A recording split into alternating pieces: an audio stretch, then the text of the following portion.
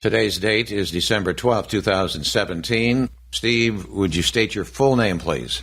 Well, my proper name is Paul Stephen Ripley. Go by Steve. Your date of birth? Is January 1st, 1950. And your present age?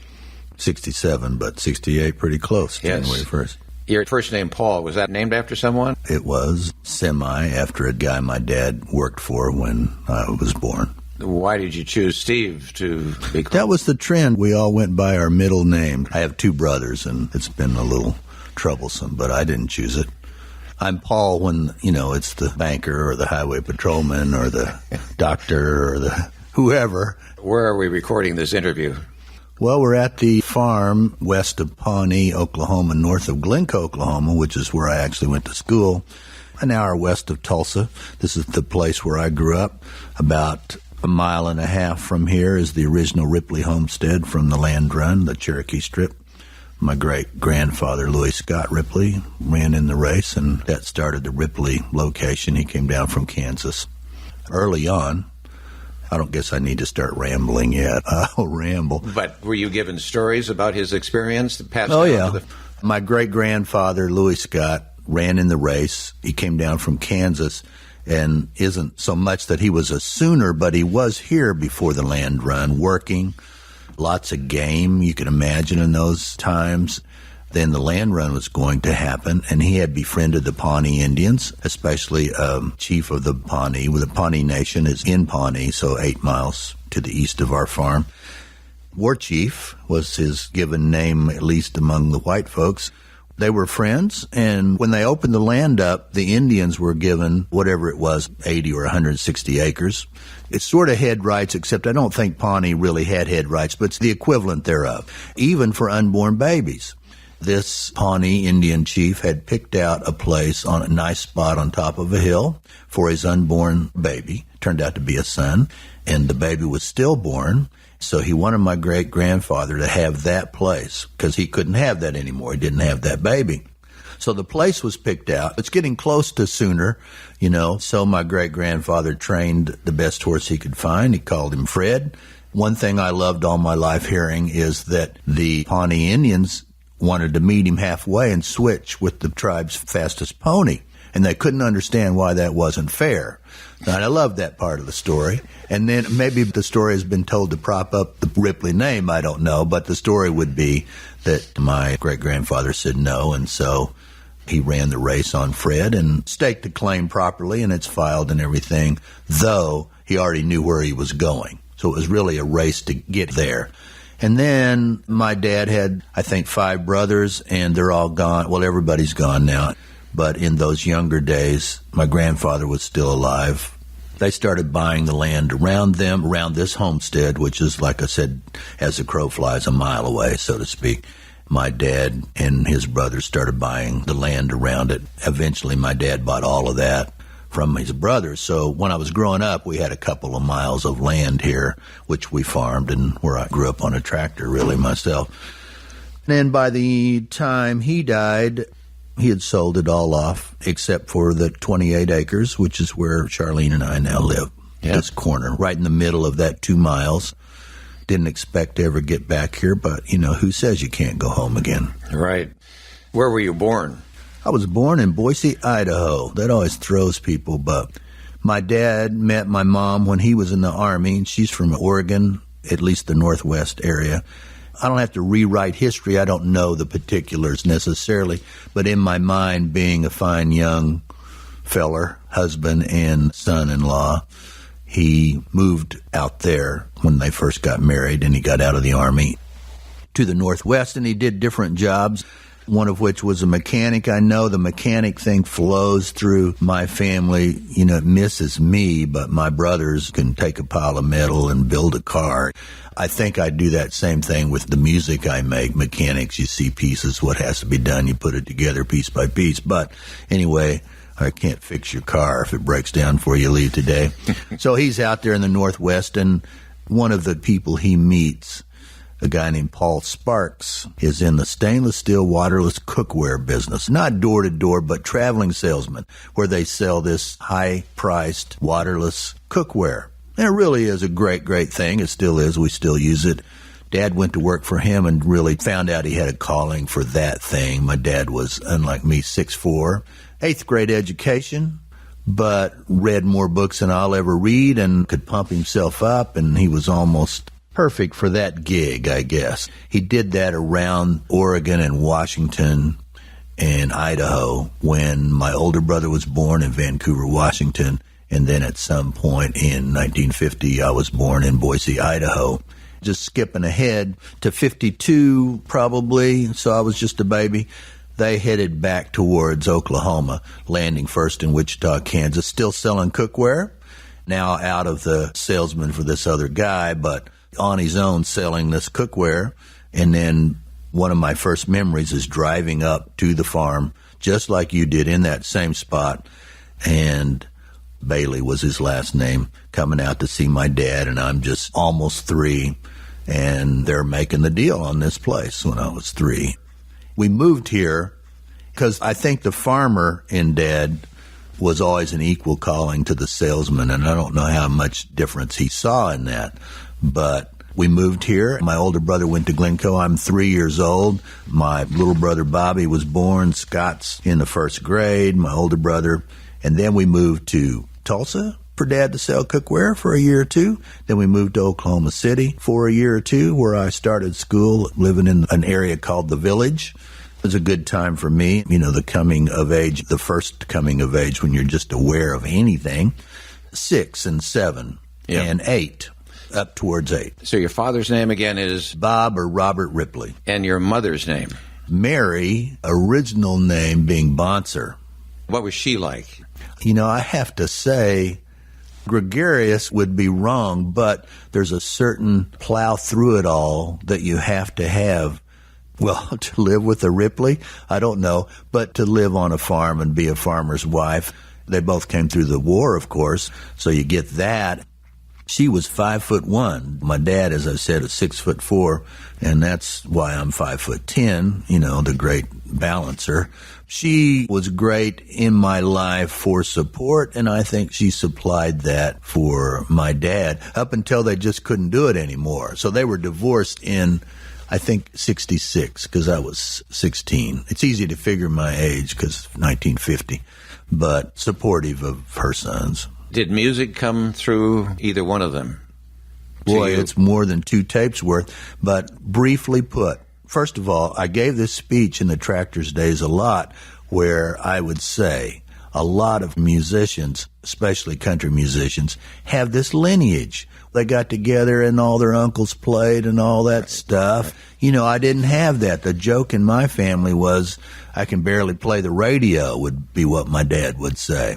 But I was nuts for it from a baby. Now, saying a baby, though, at the time, I can remember that and being just as serious about it then as I am now, or at least I was 10 years ago. So on the Ripley homestead that I've talked about, and just to the east of that was the Schanzenbach homestead, a family of Germans. I think that figures heavily in everything. They're direct from the old country. What happened is the Schanzenbach girl and my grandpa, the young Elmer Ripley, married, and that's what started the Ripley family that I know of. To answer your question, I didn't know about any of this until way later, and one of these Schanzenbach heirs or lineage people who had changed their name to Johnson and moved away during the war found us, because he's one of those guys that likes that lineage deal and was doing the genealogy, and so he'd tracked down his family, the Ripley part, and I'm walking around his old house. He starts talking about the Johnsons, which are really the Schanzenbachs, and they all played music, and the kids had a family band, and they were on TV. They'd moved to Alaska at some point, and they were on TV, and they had their own TV show, and then they made their own records. I don't know how good they were, but there is a lineage, and then I want to throw in, up until I found out that, which was greatly interesting to me, but the Schanzenbach house became my Uncle Elmer's house, my dad's brother, when I was a kid. And we would come down from Tulsa or Oklahoma City, especially Oklahoma City when I was 8, say, and spend the summer pretty much on the farm, Uncle Elmer's house. Great house. And the Ripleys were nuts for music, though they didn't play it. They all went to the Bob Wills dances. They were normal, young, rebel rousers. To set the stage, I just saw a picture Wednesday of oil derricks in Oklahoma. They're in the Osage area, in the Oklahoma City area. People can't imagine. You look to the landscape, and it's just as far as you can see. So all of them worked in the oil field. That was the job you did as a teenager and later was to go work in the oil field. And so I'm, again, not trying to rewrite history or even write history. My imagination takes me to a place where there are young guys in the oil field partying it up, but they went to all the dances. So at Uncle Elmer's house, and it's just, as I say to people, it's just one word. Uncle Elmer is a word. I'm fond of Elmer now because it's in my family, but I never thought of it as Uncle Elmer. I have an Uncle Joe, I have an Uncle Louie, or had, but Uncle Elmer, that was one word, and his wife's name is Georgia, but she went by Babe. So Uncle Elmer and Aunt Babe, and that's where we'd spend our time. And they had a great collection of records. I talked about my first memory buying this place, or one of my other first memories would have been at age 3 or 4 at my Uncle Elmer's house, playing those records. Now, why they let me do that, I don't know, but they did, trying to get that 78 record of Bob Wills' Stay All Night, Stay a Little Longer on that little spindle. In my mind, the size I am now, it'd be a 3 or 4 foot record, but I'm a little baby. I'm holding up this 78 record with a little tiny hole in the middle of it, putting it on that spindle so I can listen to Bob Wills or Hank Williams. And that's what caught me. And then one of Uncle Elmer's daughters, one of my cousins, Mary Irene, in 54, fell in love and went nuts. I mean, she just went nuts for Elvis. So that big 78 thing of Bob Wills and Hank Williams shifted for me because of her, and the whole world shifted to Elvis, and I never recovered, I guess. So you're 4 years old about when you're listening to right. That 78, and that was what set you off in the world of music. It is. It's the first thing in my life. So you went to school in Oklahoma City, elementary? The first and second grade. We moved when I was 8 back here to the farm. Then you went to Glencoe. Glencoe, yes. Then you went to Glencoe High School and OSU. Some of the people you were listening to, your favorites back then, you said Bob Wills and Elvis. Would it also been like Johnny Cash and Jerry Lee Lewis? Yes. And then in high school, some of the people you might have been listening to? Well, I do love country music, but, started playing guitar then as fast as I could. I mean, I got a guitar and couldn't play it, but I started playing guitar at 7 or 8 or something like that. Elvis had hit. But anything with a guitar, any music, people do not understand versus today the lack of entertainment or whatever you want to say. I mean, it's everywhere now, and they go, well, ain't that great? It's everywhere now. Well, boy, it was the other end of the continuum. It was nothing. There was nothing. In Oklahoma City even, we had 3 channels, and one of those just came on maybe when I was 8, and we had 2 up until then, and they weren't on all the time. And Saturday morning, you dialed in the cartoon. So almost anything that made it through as entertainment qualified and got me going, and I loved radio and TV and music early on. So along comes Elvis. But all of those people, which weren't so divided up back then, Buck Owens was on the radio with Elvis and Ray Charles and bubblegum music, and Montevani plays whatever. But then the Beatles hit, of course, and everything changes again. Now, playing with bands all through high school, well, especially later high school and then through college, there was a distinction because when the Beatles hit, then everybody was in a band. I never played with anybody after that had played music before the Beatles. Well, I had. That's not either bragging or confessing. It's just a thing. So in those first bands, I'm sure rather horribly, we were playing Walking the Dog and What'd I Say in those early 60s semi-soul music plus Buck Owens and stuff, and that was the band. And so were the Beatles, if you want to look at it that way, over in Liverpool. So I share a distant kinship with that. But then when the Beatles hit, that changes everything, just like Elvis did. Then I started playing and making a living at 17 or 18. But I did listen to all that stuff, every bit of it, loved it. I got a new song that says, if I can remember it, I call my songs New Old Stock. They've been around so long, but trying to write an autobiographical song that I call Farm Music, and I haven't finished recording it, but it's Bob Wills and Bob Dylan, Merle, Elvis, Hank, Chuck, Buck, and the Beatles, Louie, and Louis Armstrong, which rolls off your tongue pretty good. I think it's pretty good, but it's true. You can throw in some more people, but it was those things that are life-changing. That's the deal. I love that life-changing thing. And I'm telling you, those 78 records with Hank and Bob Wills and Johnny Lee Wills, I didn't know much the difference, really, but there's some Johnny Lee, which I later knew, that were important to me. That's a thing. And then Elvis is a thing. And watching Jerry Lee kick his piano stool on the Steve Allen show, which I watched in this same house where we live now, I remember that distinctly. And as I'm sure you know, some of the listeners would know that for some odd reason, the furniture stores like Mathis Brothers and all, especially in Oklahoma City area, all had live TV shows. Mathis Brothers was great, and I watched those shows, and on there sometimes was George Jones and Johnny Paycheck. I love the Mathis Brothers just as well as those guys. Then here comes Buck Owens, who passed through that Mathis Brothers deal and thought, well, this is pretty good. And WKY was not only a great radio station and a big life changer for me. It was a great TV production place. So Buck did all of his Buck Owens TV shows, and I hung around. That's through late teens. In high school, you were actually playing gigs, and you had a band in high school? Yes, of course. And then at Oklahoma State University, your degree was to be what? My degree is in radio and TV. It's in journalism broadcasting, but I think of it as radio TV. You were a disc jockey on the campus rock and roll? I was a little bit. And you know, John, as a legend, it's an honor to sit across the table from that voice of yours. But, of course, the Vietnam War is swirling around us. We won't go into that, but none of that era is a simple thing. Here I am going to school, radio and TV. You get through your first 2 or 3 years of taking the basic courses. And then I'd go up to the station, and everybody was talking like this. And I don't mean on the air. I mean just, well, hey, Steve, what do you got today? Psychology, right? And it just kind of annoyed me greatly. I did finish my degree, and it's semi-useless, except that it became part of my life. So it's not useless, is it? So I'm proud of it. It's not that I'm not.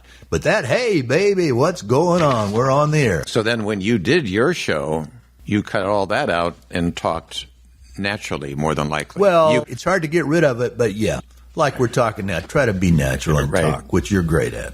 The band called the Cobras, was that one of your first ones? It was. That's funny.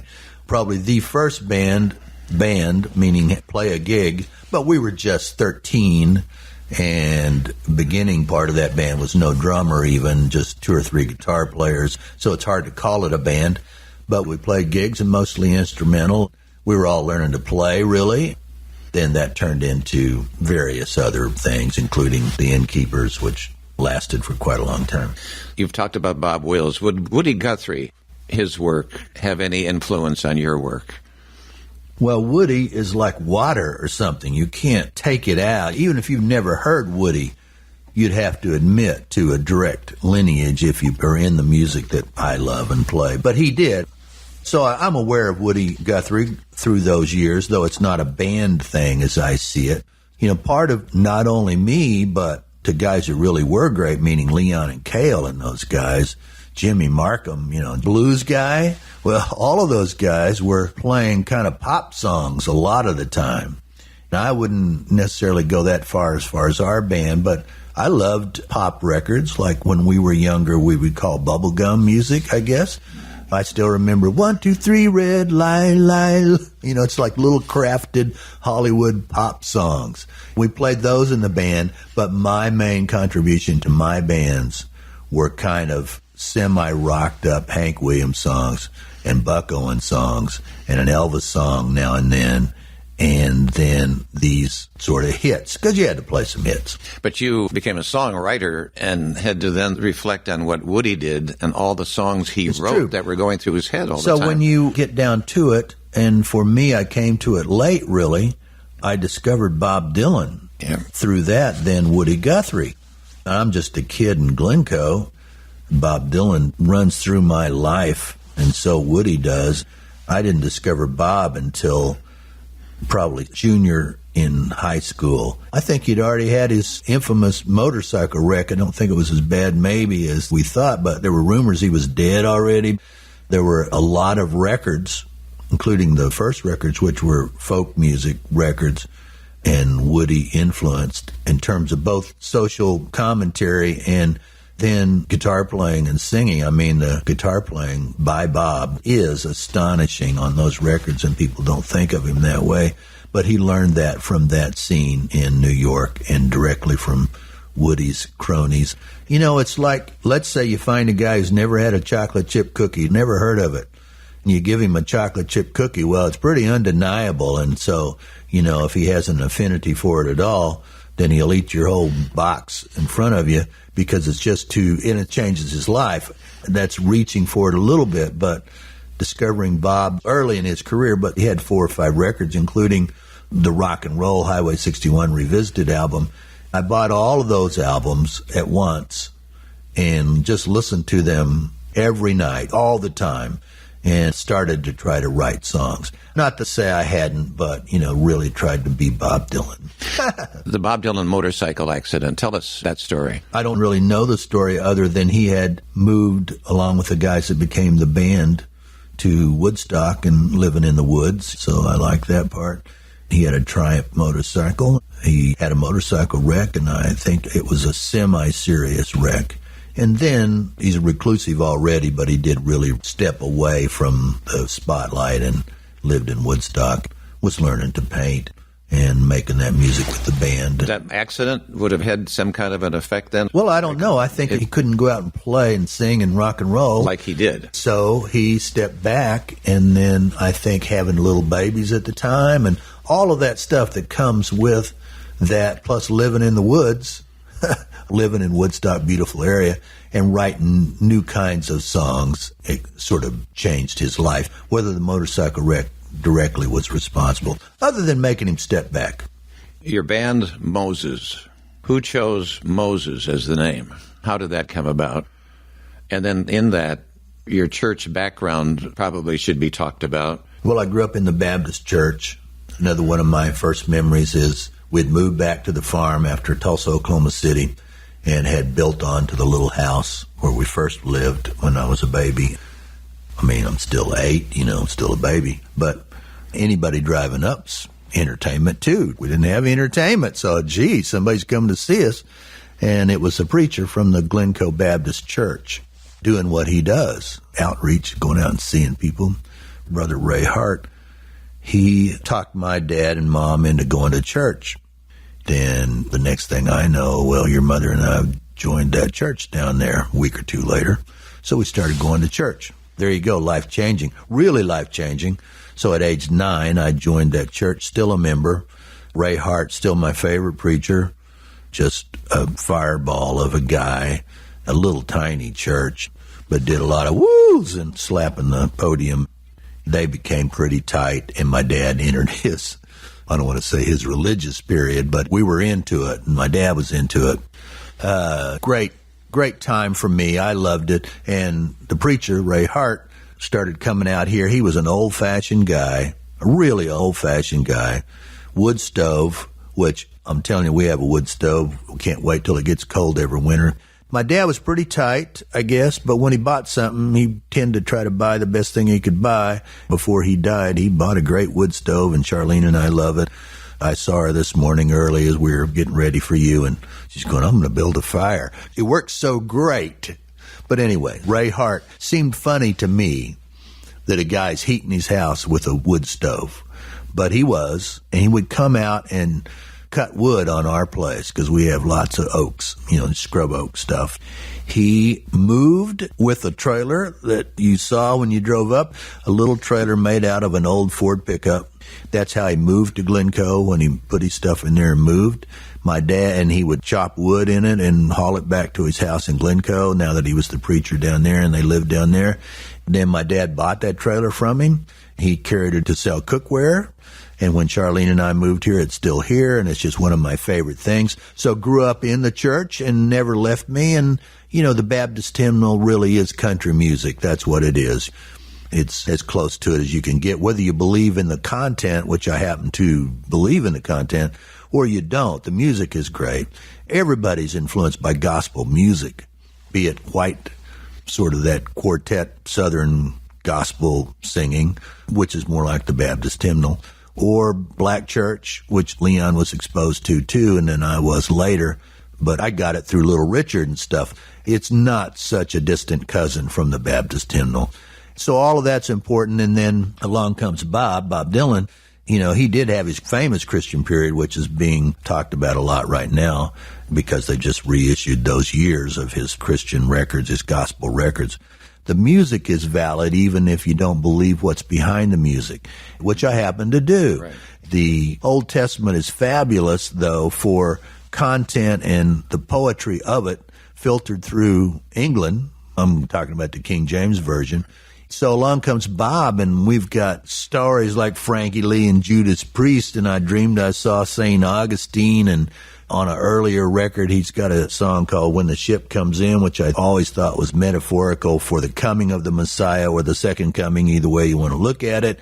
One of my favorite gospel songs, and there's no hint of it. I never asked him if he meant it that way, but that's the way I hear it. I'm pretty anti-symbolic stuff. You know, I don't believe in covert plots and sort of hidden messages. It's sort of a reactionary thing, but through the 80s, the term backwards masking was big because the preachers on TV were claiming that all the rock and roll records had satanic messages embedded in it and subliminal and backwards masking, and you play them backwards. I hate that stuff. I'm entertained by it, but I hate it. So back to Bob and Moses. I'm in college now. I've fallen in love. He is my teacher, Bob Dylan, in my mind. We didn't play that many Bob Dylan songs, but I'm just trying to be, in some fashion, Bob Dylan. So I read everything, you know, Nat Hentoff, and a lot of people famously wrote about Bob at the time. And I'd go to the library and dig it all up and do my own research. The joke, I'd say the joke on me, but the joke on them too, you know, that thing of people writing their thesis on 2 lines of a Bob Dylan song to overstate it really got under my skin. Because I clung to a phrase of Bob in an interview where he said, my songs don't mean anything, they're just words that sound good to say. And I like that. Now, I know they have meaning, so as a would-be poet, songwriter, I then think you write something and you step back. Bob's famous movie called Don't Look Back. You don't look back, but you step back, and then perhaps you do see something in it, whether you're making it up or not. I'm rambling, but I'll get to it. The monkey and the paintbrush, where you give a monkey a paintbrush and let him have a go at the canvas. A lot of people can't tell that from some Picasso or something. And then I'll throw in a thing that is maybe a confession, but is true. I would be apt to pick the monkey.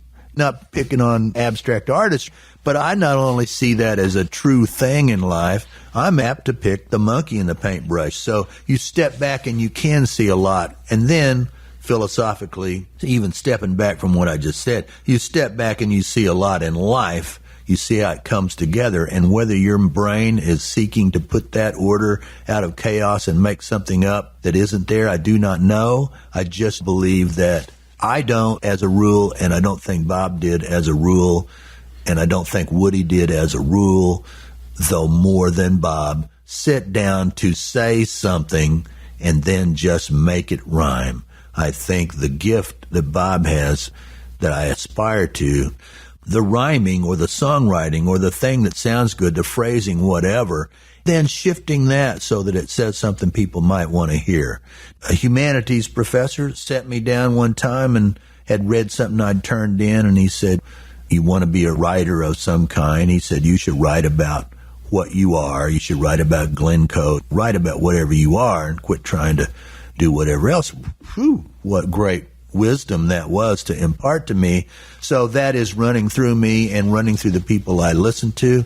And I never strayed from it, never hid from it, never ran from it, coupled with, gee, that stuff in the Bible is written so great that if I find an opportunity or just take advantage of it every once in a while to just quote something pretty much from the Bible, well, it's poetry-wise or in some fashion going to be great. It's already great. You don't have to give somebody writer's credit. I'd be happy to, but the world's full of people who will sue you for anything. But anyway, there it is. So it's a great trick, a great valid trick. And then just perhaps there's that whole thing behind it, which I happen to believe in God. You slip it in there and it is your own, not subliminal message, but it's direct. It's just laying it out there for people to grasp. Moses, it was a trend of the day. Bands had kind of one name. When I was a kid, my best friend had a band called the Coachmen. I joined a band from Stillwater. It's my first time of really leaving the farm. The Innkeepers, they needed a bass player, and I played bass, and then, to be honest with you, took over, but we're still good friends, the ones that are still alive. The Coachmen and the Innkeepers, that was a trend in Stillwater. I don't really know why. Then psychedelia came along, and this and that and this and that. I remember when we're traveling in the car back from a gig in Shawnee, and we landed on Moses, but exactly why I do not remember. One word, encapsulated stuff. It was a shift to something bigger than the Innkeepers. We were on local TV a lot back then, the Ronnie K show on WKY, and like his version of American Bandstand. And also Danny Williams was a hero of mine and had a TV show called Danny's Day. I've interviewed Danny, and he is on our website. Breaking off partially, as they said, in Great Expectations, to point out you don't have to put the whole knife in your mouth when you're eating. The guy's teaching Pip some manners. But you have to look that reference up. Only breaking off to say that I still have a recurring dream of Danny Williams. I love WKY so much. It so informed my life. I'm getting my degree in radio and TV. I'm on TV all the time with Ronnie and Danny. I'm going up to see them do the radio shows, and a guy named Terry McGrew is on WKY, and just one of those early radio disc jockeys that just, you know, I just loved him. He was my brother. I was a little brother, of course, but he taught me a lot, and I'm hanging around. And I still have a recurring dream. I drive up to WKY, and the booth it isn't really, but the booth you can see from the parking lot. And I walk up. It's dark, and it's 3 a.m, and Danny Williams is doing his show. But Danny was good to us, and so was Ronnie K., and so was Terry McGrew. So I'm hanging around all those people that just shifted from the teeny bopper thing to this, I don't know, 60s deal. And bands that were coming to Stillwater and play, I can't remember them now, had odd names. One of them was Large Trucks was the name of the band. Odd name, but I thought that's great. It's kind of funny and too odd for me. But we landed on Moses, and we've been doing the Ronnie K show and the Danny Williams show as the Innkeepers. It's plagued me all my life through the Tractors. It did. I'm the singer and everything, but I like the concept of everybody playing at once, like the band did with Bob, where you're just out there and the drummer's not stuck back in a cubicle. But they gravitated towards being Steve Ripley and the Innkeepers. I don't think the guys in my band resented it too much. The guys in the Tractors did, maybe, perhaps. I don't know. It wasn't something they would tend to think I thought that was great. And the opposite was happening. I just hated it. So I thought, in my mind, as really a young guy, Moses would be less likely to be Steve Ripley and Moses. Instead of Steve Ripley and the Innkeepers, that became a thing, you know. So let's put that to bed, says I. Plus, you were grasping onto a well-known name, so you had identification so it's got a name already. It's better than Large Trucks. Sorry, whoever's in that band. Right. What led up to the very first song you wrote? I suppose really attempting to be a songwriter came for me in 2 ways. One was you always have your teachers that are a little older than you or whatever that have done something. As a kid playing in bands, there were little older bands playing. They were famous in my mind, and the most famous in my mind was Jim Edgar and the Roadrunners. Jim Edgar's from Perry, still alive. Arguably one of the greatest singers Oklahoma's ever had. Just never quite pulled off the national scene, almost. But great bands. We were on the tail end of that thing, of Jim Edgar and the Roadrunners, and out of Kansas, the Red Dogs and the Flippers. In Stillwater, we had the Magnificent Seven.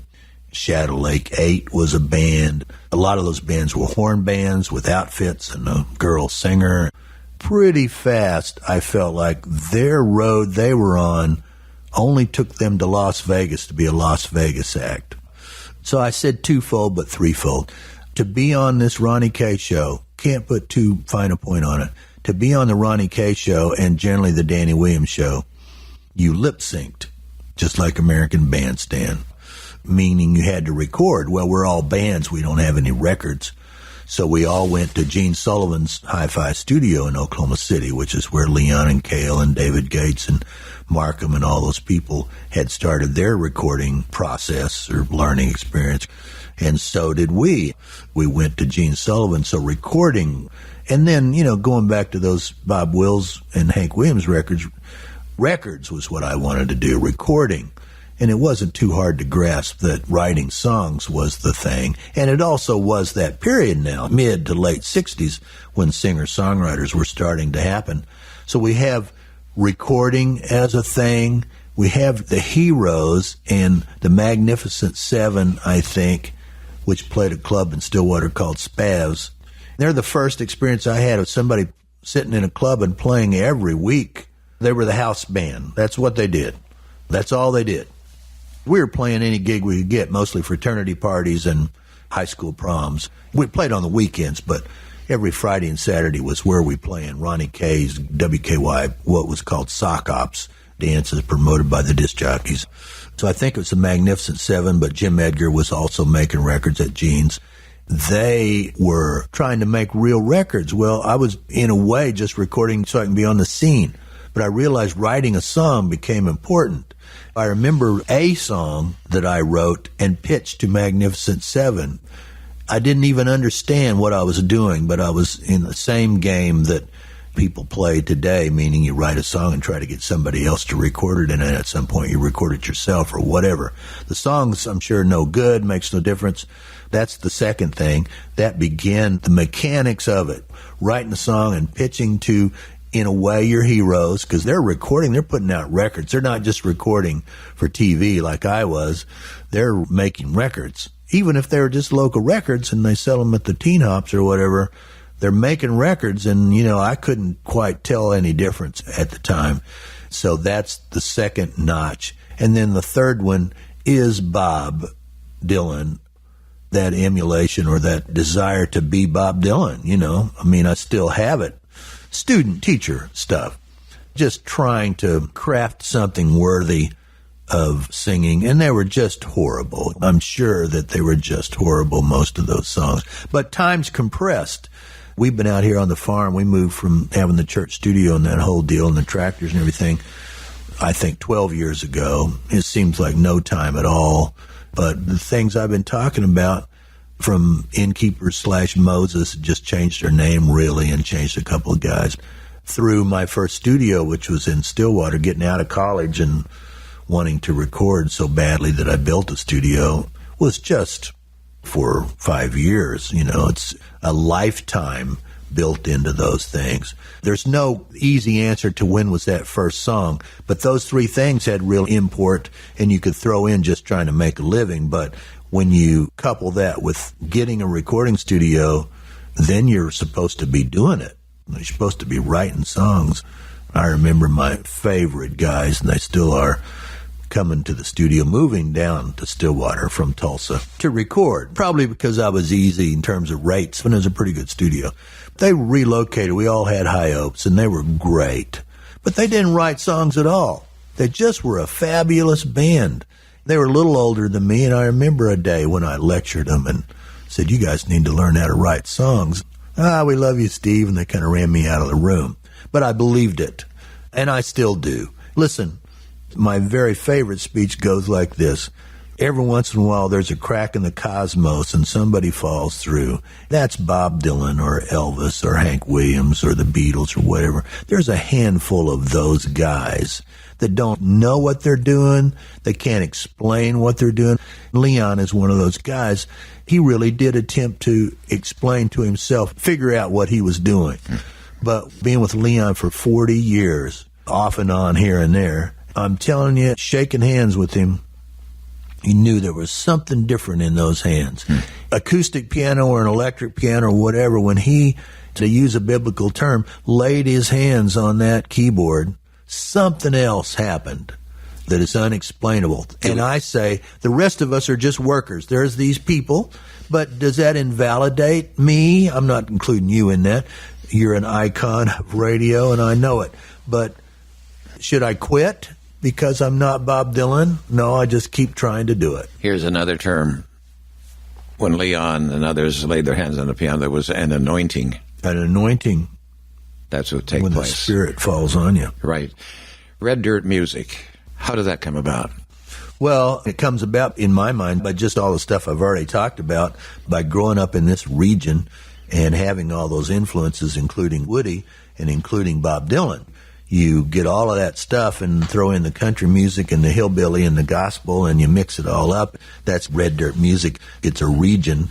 Really, I downplay it a little bit. They keep, trying to plant that on me as a godfather of, or one of them, because Bob Childers may be the guy and Tom Skinner.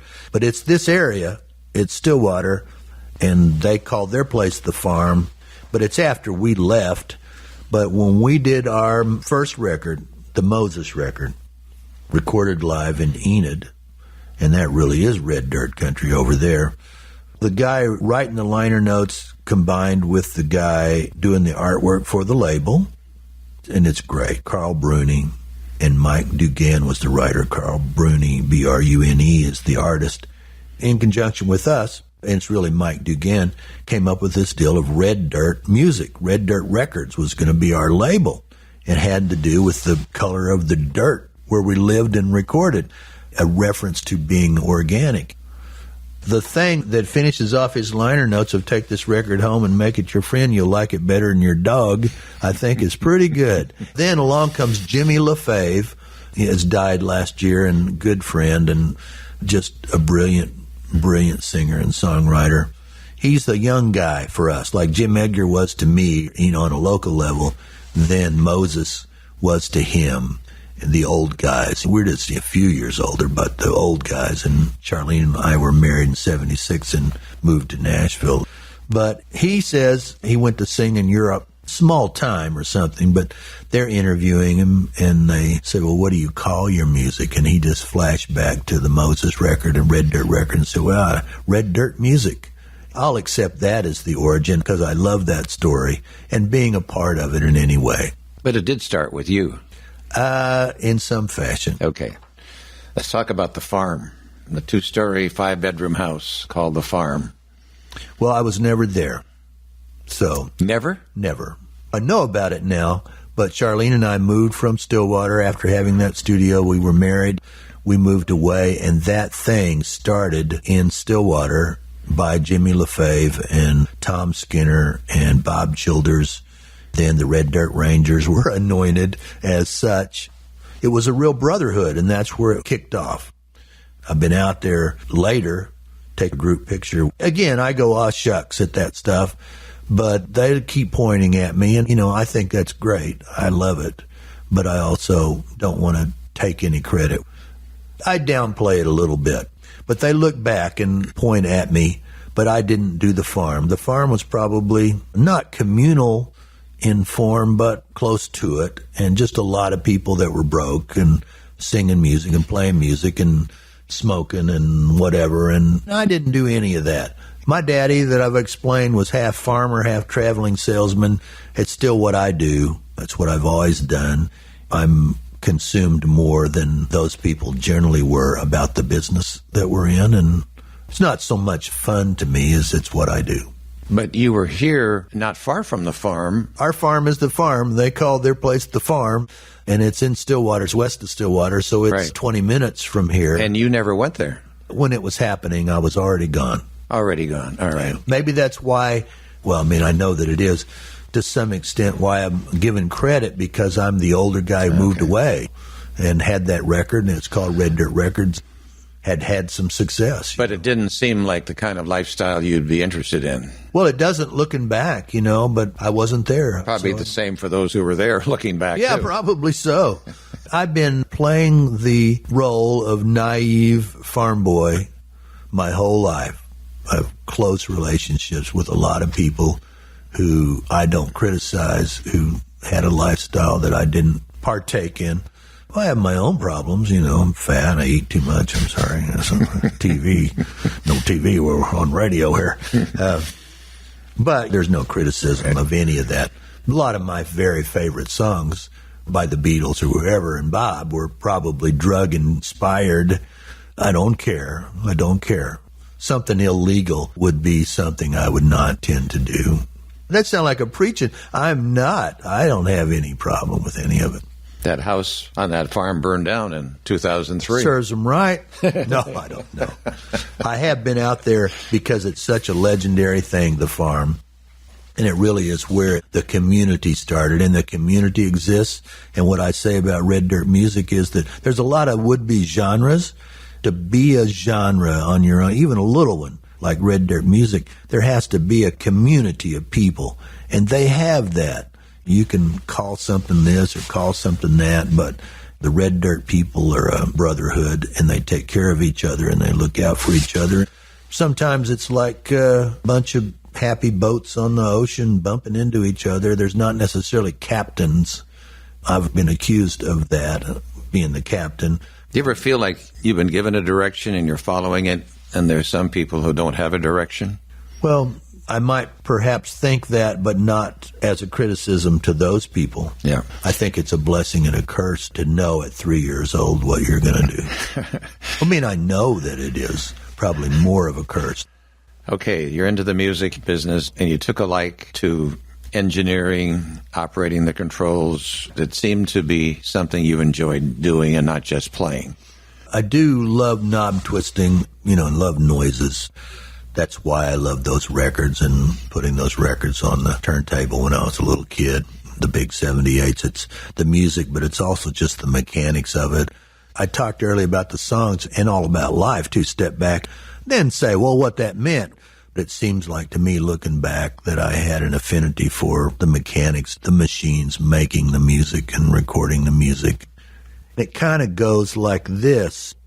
My dad had a big Webcore tape recorder that he had for his sales meetings and stuff. It was 2.5 feet probably wide, and not a bad recorder. I recently bought one. I can't find that one. It disappeared.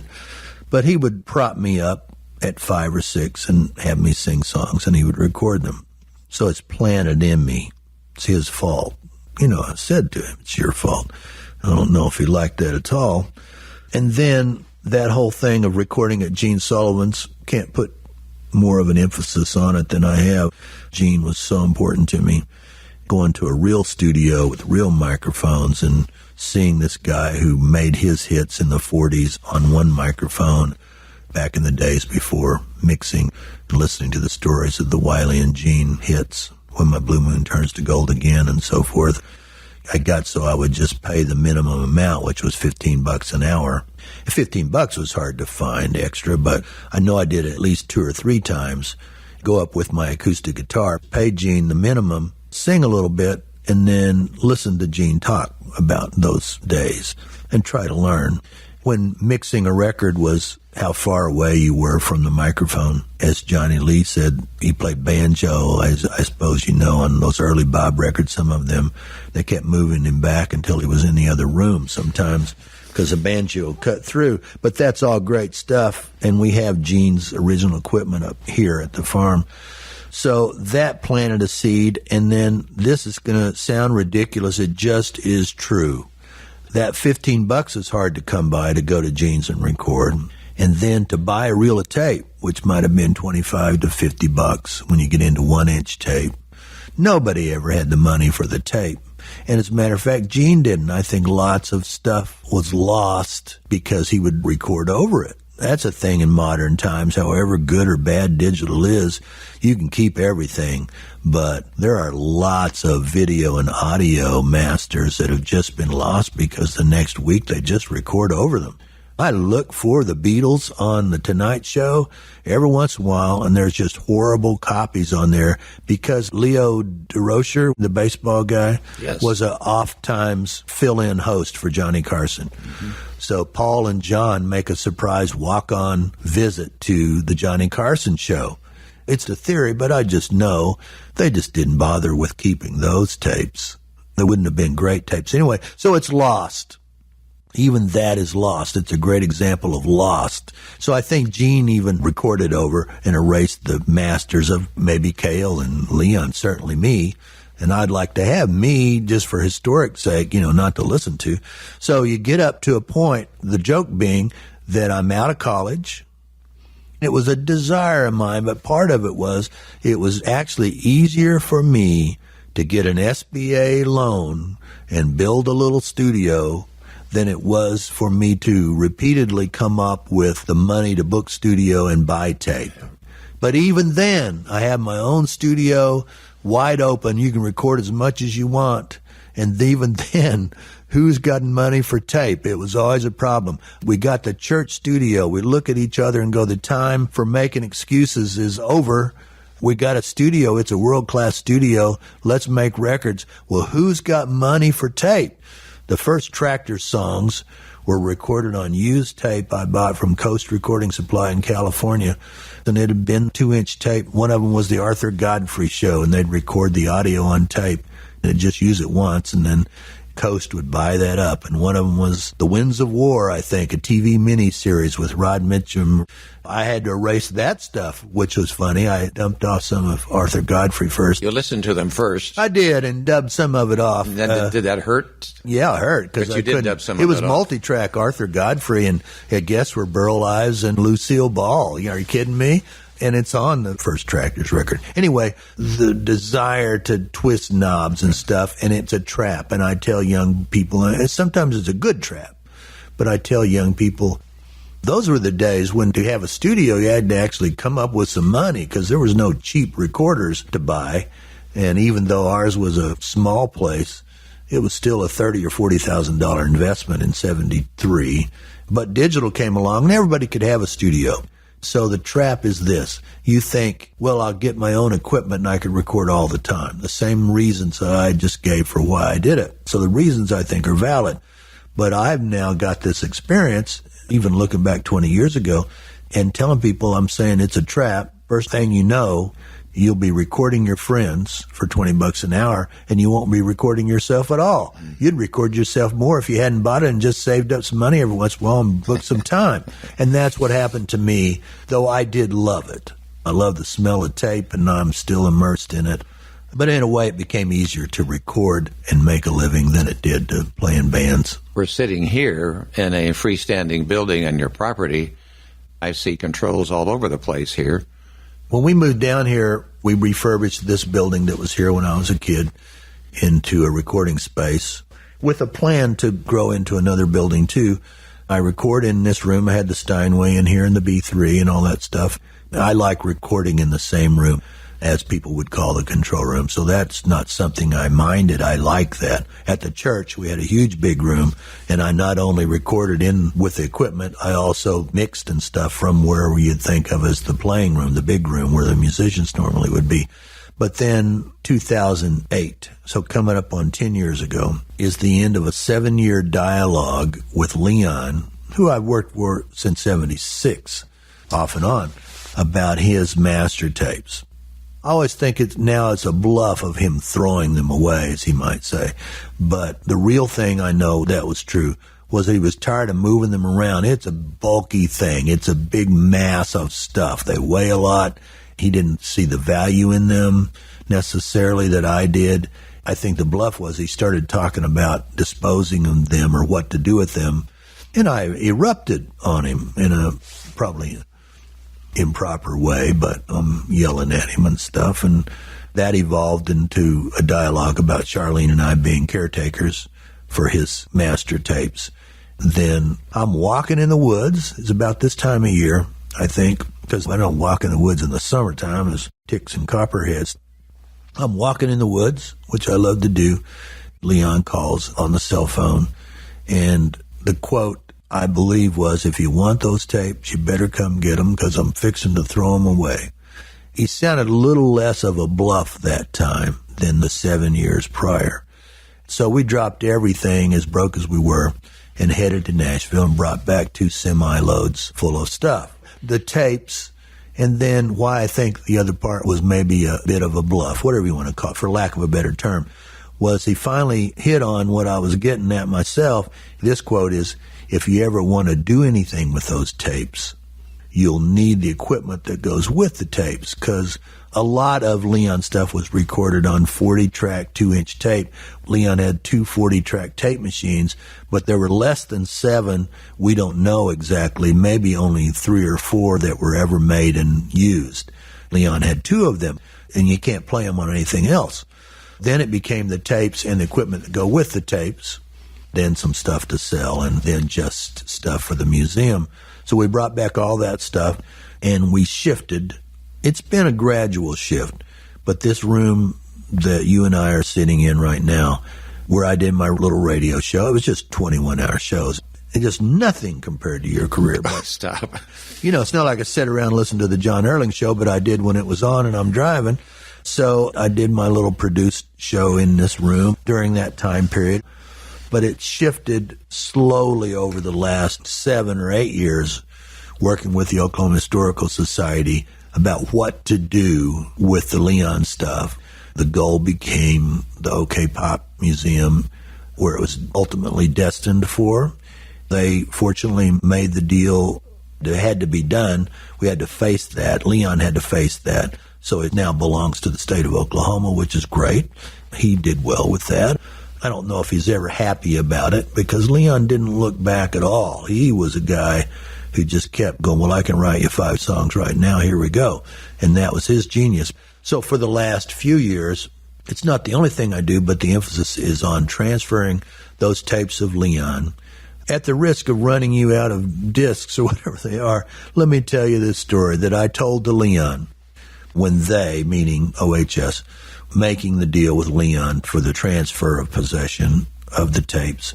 As a little kid here on the farm, this building we're sitting in was what Dad called the granaries. Now, it's a throwback to some term I don't know, but I assume it was a traditional little barn kind of place. Dirt floors, half of this room broken into 2 more rooms, so a quarter of the space for 2 rooms, with wooden floors and little windows, and I assume they put grain in those. I don't know. And a loft would be the way you did things for hay.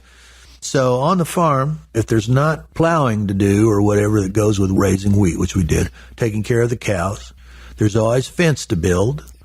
And if it was raining, then you kids, you get out there and clean out those granaries. If you don't have anything else to do, put that guitar down and work on cleaning out those granaries. Now, the only other time anybody said anything to me like that was I've gone to work with Leon. When I first went to work for him, it's 1976, and we end up in Leon land. And then at some point, I'm really his engineer. He fired me once and then rehired me. So I'm not sure when this is, the second time probably, 77, 78. So we're out there. We moved back to Oklahoma and back to California, and fired and rehired. And he says to me, if you have nothing else to do, I didn't take it as a criticism, really. You know, there's things to do. As his engineer, I was his engineer. I aspired to be that, and there I was. If you have nothing else to do, you can work on that tape library, because he had all these same tapes, and they were semi-organized at the time. But that's what he meant, was to further organize them, see what's on there. You can work on that tape library. So here I am in the granaries, working on the master tapes from the tape library. It's really a bizarre kind of thing.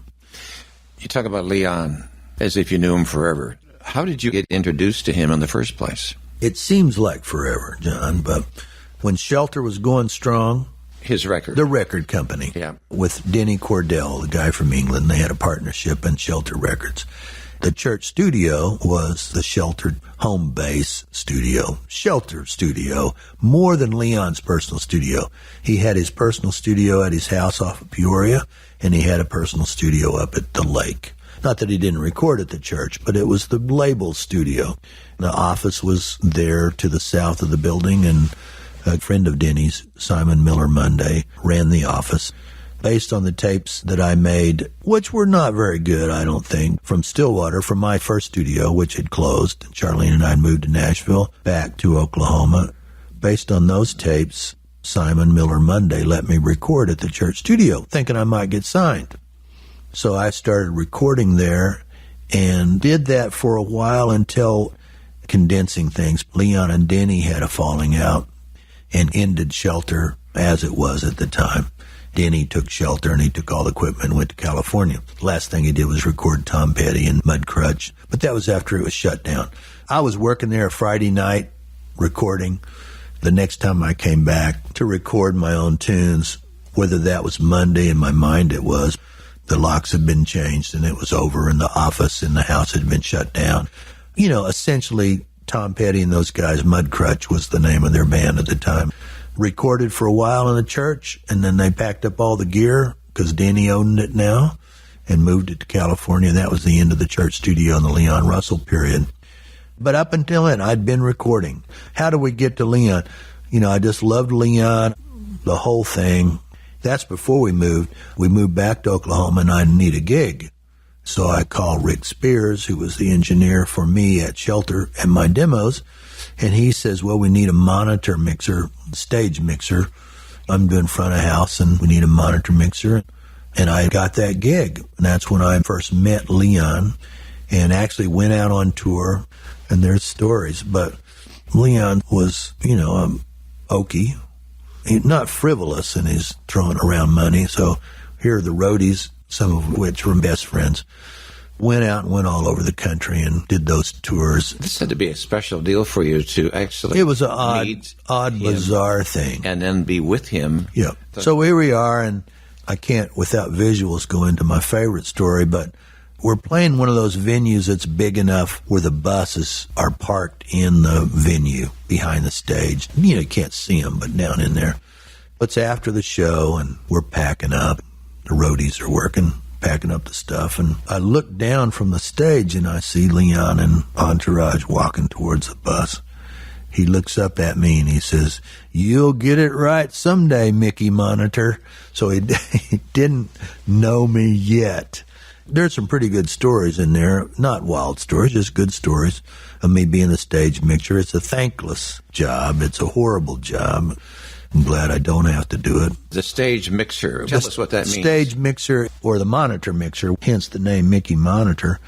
You're on stage and you're feeding everybody playing, and it was a big band, 2 drummers and 3 singers, and Leon had married Mary McCrary, so it's Leon and Mary, and then couple guitar players and the bass player, and then Ambrose Campbell from Nigeria playing percussion.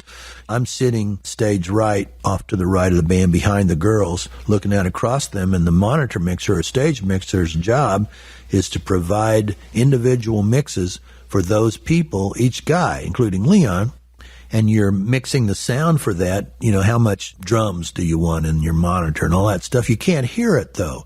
So it's just a horrible thing because you're making mixes that you can't hear. It's not like in a studio where you're listening to the speakers and you, a little more bass, you know. You're just theorizing that the bass player might need a little more bass in his monitors. And then they look at you, and you see guys even now looking over across the stage and giving a thumbs up or down and pointing to the mic, meaning turn my vocal up or down.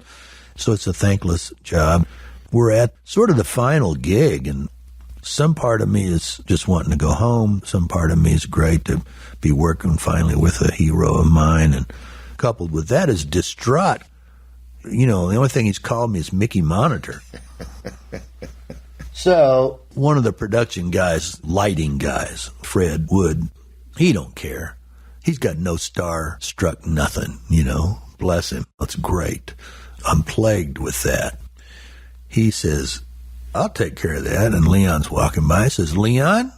Steve Ripley here would like to officially meet you. And then my dear friend still, Bob Burwell, who's the guy who got me into the Jim Halsey Company, you can see him in the picture. Fred takes the picture, I think. It's a picture of me officially meeting Leon, shaking his hand.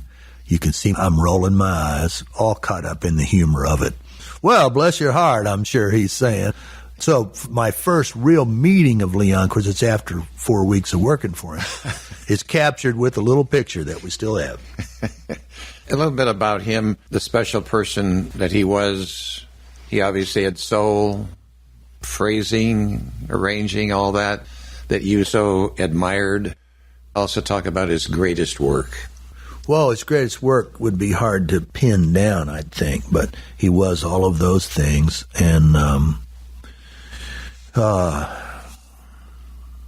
I went to work for him, and just to use his words, again, bless his heart, I essentially, effectively stalked him. You know, I wanted to carry this forward.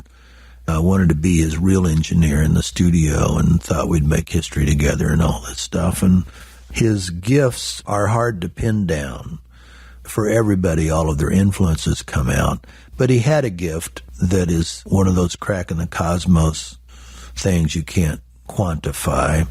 We have tapes here that I've found of his brother talking about Leon sitting on the piano bench with their dad when Leon was 2 or 3 playing. Leon played the left hand, his dad played the right hand. So gifted from the beginning, taking classical music lessons and just getting it all from the beginning.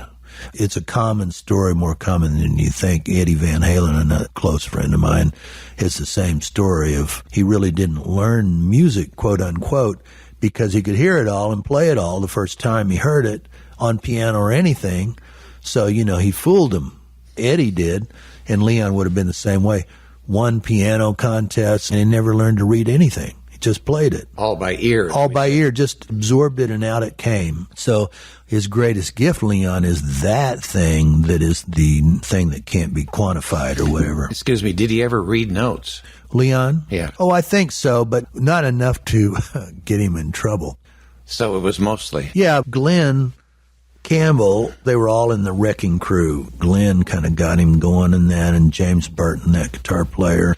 So Leon's playing these sessions. I didn't know Glenn Campbell, but I love the story of they're playing Beach Boys or Frank Sinatra records or whatever, and Leon early on says, gosh, I don't know what to play. Glenn wouldn't be a reader either. And Glenn just said, play that stuff you played growing up. Never heard anything like it. So that was kind of the heart of what he did. To say he couldn't really actually write sheet music and read it, I'd be overstating. I don't know. I never saw him do that. But he would do that more than I did. He did take lessons for a long time.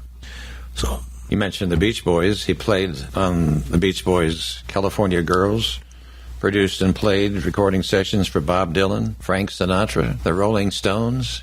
It's all true. It's quite a thing, really. He was a session player, part of the Wrecking Crew, and they just made record after record after record after record. That's when he's apt to play on a Beach Boys song and then that afternoon play on a Frank Sinatra record, because they just played on everybody's records. It'd be a studio full of musicians and 2 or 3 piano players. The Phil Spector days, Phil Spector and not Phil Spector, you know, Sonny and Cher or whatever. Leon was one of the piano players making the wall of sound. At some point, Leon decides to pursue songwriting and recording on his own and kind of quit that recording session thing. We have some tapes I've discovered. We've only begun to transfer the stuff, but early on when he's starting to work with Joe Cocker, that's an introductory thing to him moving on, but he made his first records and turned his house into a studio, and all the Tulsa guys are hanging around. That grew into recording a lot of that first real album, his most famous record, in England, but credits are very thin. We don't know who played really on what. So he's meeting the Beatles and recording with them and the Stones and everybody. And then George Harrison famously looks to Leon for the Bangladesh concert. So Leon's kind of the band leader, at least after George, for that. Everybody looked to Leon back then. It's hard to overstate it. I'm a Grand Lake person. Yeah. I remember back in the Cove, we'd see that big gray house sitting right on the water. If it was 2 feet more, he would be in the water. And that was Leon Russell's place. You've been there many times, and he actually recorded in that. Yes, it was a studio, one of the two main studios. Carney was done there, but that's kind of before my time. I have been there, but I was not there hanging out with Leon in those days, which is fortunate for me because, again, lifestyle, I inadvertently or God's hand missed some of that stuff that Leon was above or outside of in a way, you know. He didn't let it get in the way too much, that thing. But it was the 60s and the 70s. You say he was above. What do you mean? Well, the problems of the lifestyle, drugs and rock and roll. And he didn't go there. Well, I don't know to what extent that he did, but even if he did, he still was this other thing as a guy that would have not having severe problems or anything with that stuff. He was always, I think, part of what I aspire to do. He was always good at the business picture and putting together the puzzle instead of just being a piano player. That's what it takes. What does it take to be in the music business? Well, as Buck Owens told me as a kid hanging around, when I was hanging around him at WKY, what does it take, Steve? It takes whatever it takes. Those are good words. Buck also was actually astounding at the business management. I don't want to go as far as some kind of genius businessman, but at the same time, seeing the big picture, seeing the puzzle. A lot of what we do in this business is like you're putting together a jigsaw puzzle, but you don't have that picture on the front of the box to show you what you're supposed to be putting. You don't even know what it's supposed to be. Mm-hmm. So it's one piece at a time, and you don't even know where you're going with it. He did the Joe Cocker, Mad Dogs and Englishmen thing, major thing, and the concert for Bangladesh, major thing. His own records were doing well. Then he takes a left turn and goes to Nashville with the same sort of momentum that has pushed him to those other things, and he takes on the name Hank Wilson and does a lot of country famous covers and does it mostly at a great studio, Owen Bradley studio called Bradley's Barn, and with the A-Team, plus J.J. Cale and Carl Radel as Hank Wilson. I wanted to say that because several things. Number one, that record came out when I had my studio in Stillwater, 73, 74, somewhere in there.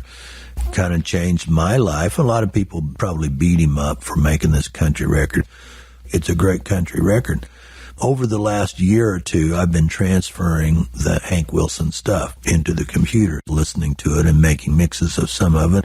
We hope to have a release of the outtakes or whatever for OK Pop, for a flagship release on Leon, the first thing. There's a lot of stuff that has never been released. You can't overstate my admiration for the guy, and again, student teacher, and just like Bob, belief in him.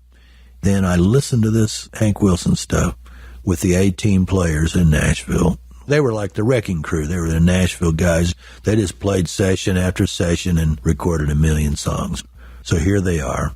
Leon sometimes plays piano, a lot of times he doesn't. The sort of famous, if not infamous, blind guy, Pig Robbins, played piano.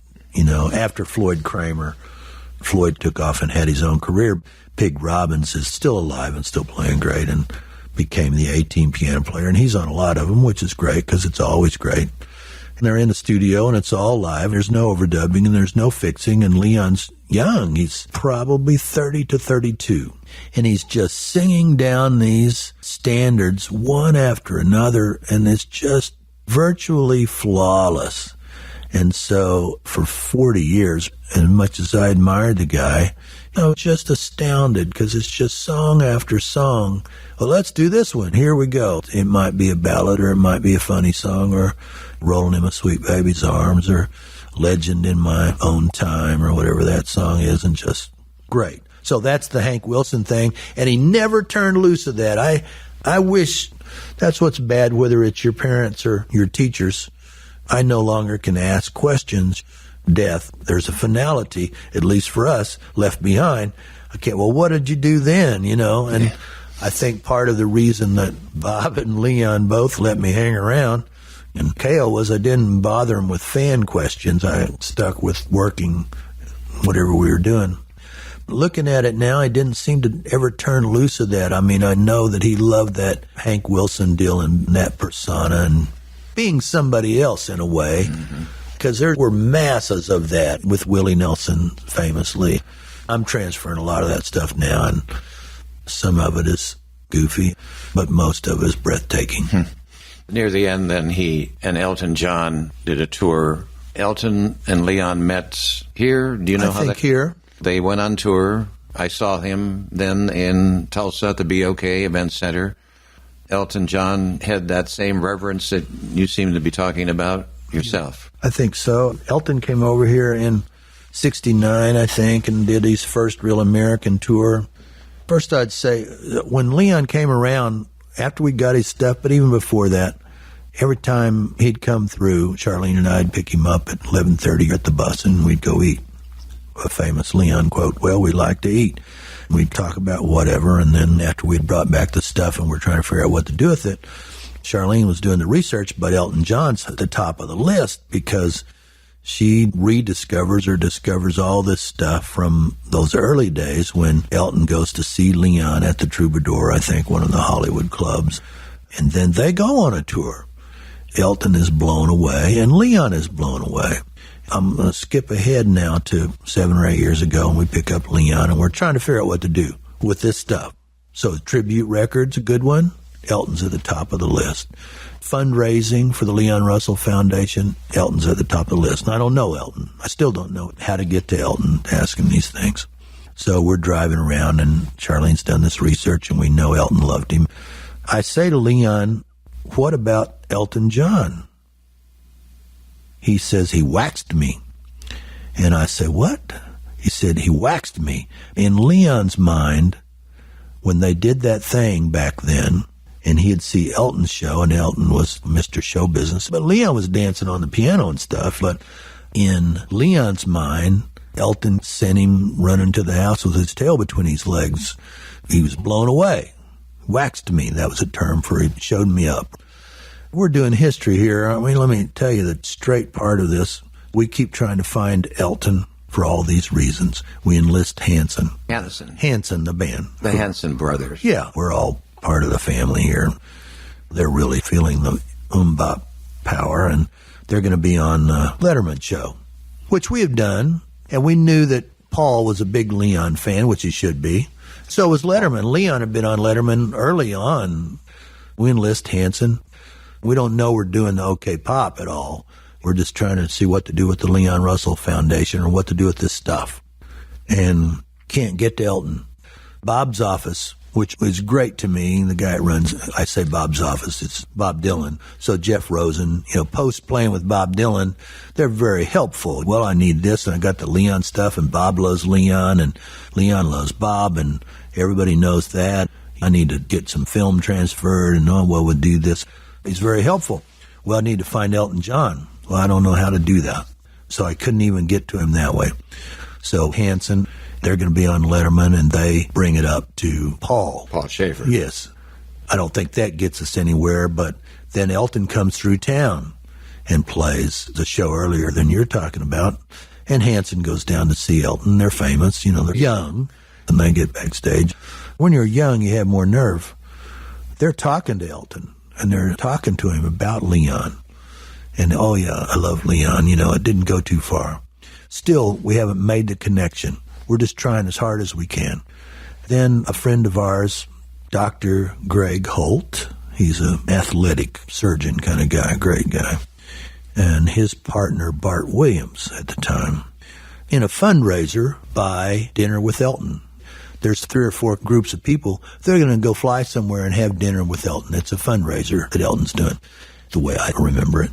So I arm Bart with all this we've been talking about. We have the Leon tapes here, and we're just looking to figure out what to do. Maybe it's a documentary. Elton walks in his cute little accent and says, "So who's here from Tulsa?" And they go, "We are." He said, "Tulsa, the home of my hero, Leon Russell." And they just start filling him in with all this stuff.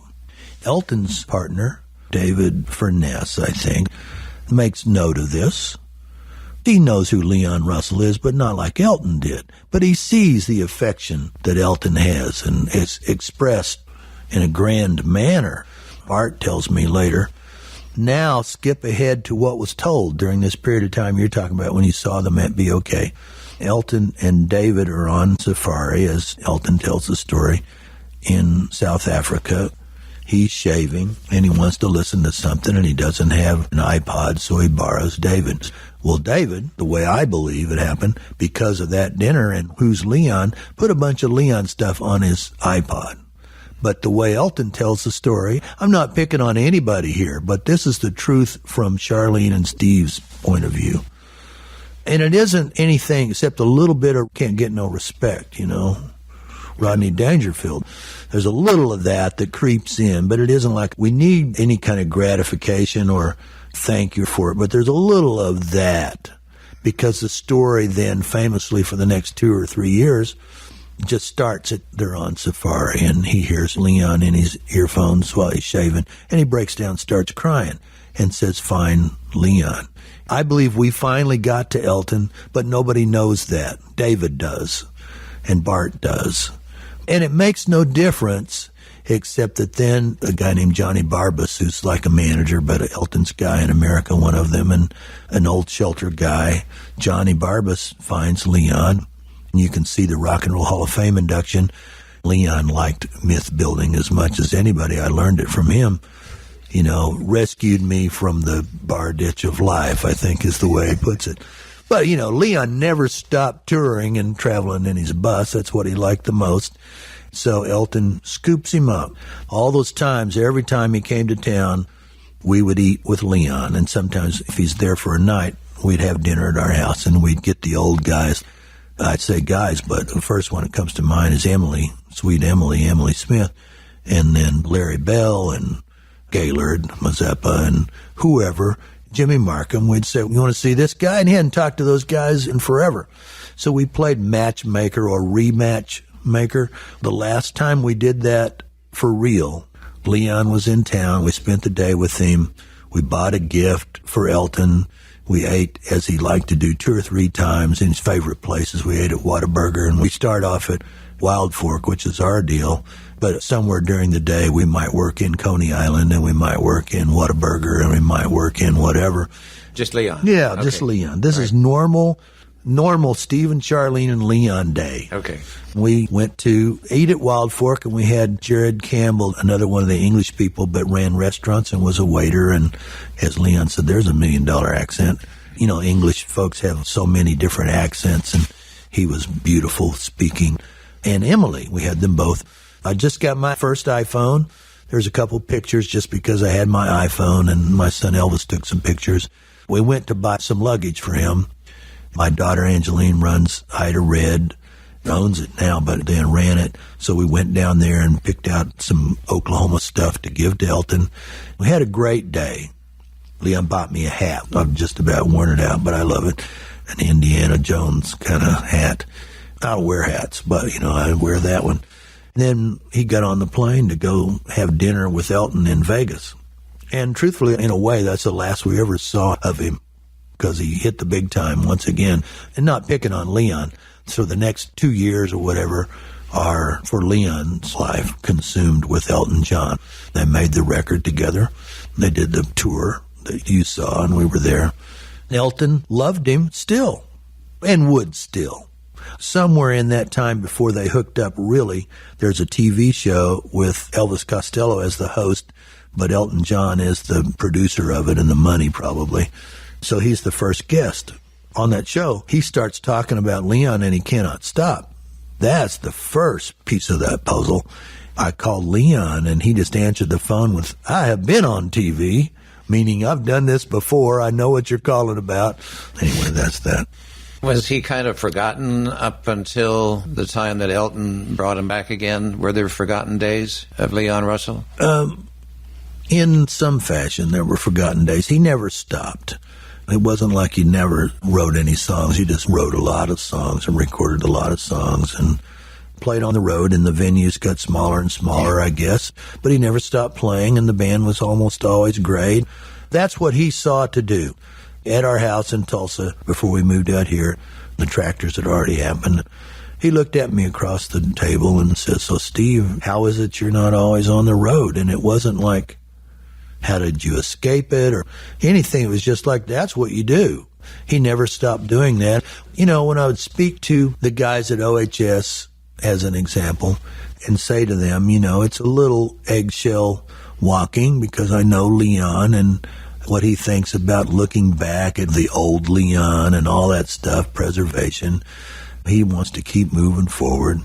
But we've got to make the deal at some point. He's got to sign off on this stuff. Now, he had kind of signed off to us, to Charlene and I, starting the foundation or whatever, but that's before OHS. But now OHS and before OK Pop, but starting to take place, we're going to have to make the deal, whatever the deal is, so that we have all this stuff, but we have it under the guise of rescuing it or being caretakers, not doing something with it. So it's not like we are acquiring any rights to anything. All of that's the same as it always has been, but in possession of and utilizing it. So they got down to that, and I would say I dread the moment, because I'm Leon's friend and I'm on his team or family, whatever it is. But I would say, only half jokingly, at some point he'll need a new bus, or his bus will break down or something, and he'll be ready to go. Sure enough, there was a point when we needed to make it happen, and his bus was broken down in West Virginia or something, and it was up to them then, to be honest with you. Then Jeff Moore was talking to him, just starting to talk. So it's more complicated than this, gets the call. Was there something about whatever the amount of money is? Because they needed a new bus or to get the bus fixed. And that's the way that it worked out. And you helped him with money then to help him get that. Well, the stuff being here and being the evangelist for Leon, it became the impetus or whatever, the original prime mover for, I think, OK Pop, or one of them. And when you say OK Pop, that's what we're hoping to build in Tulsa? That's what will be built in Tulsa, as a museum dedicated to pop culture and not just music. But in terms of music, it's Leon and Bob Wills probably as the focal point. We, meaning OHS, OK Pop, have those collections. And we should give a lot of credit to Bob Blackburn, who's driven that story in OK Pop in Tulsa for many, many years. Then we should just say about Leon, he did die then November 13th, 2016, of heart-related issues. They must have been coming on. That concert we referred to with Elton in Tulsa, he seemed to have been moving pretty slow. So was that heart-related?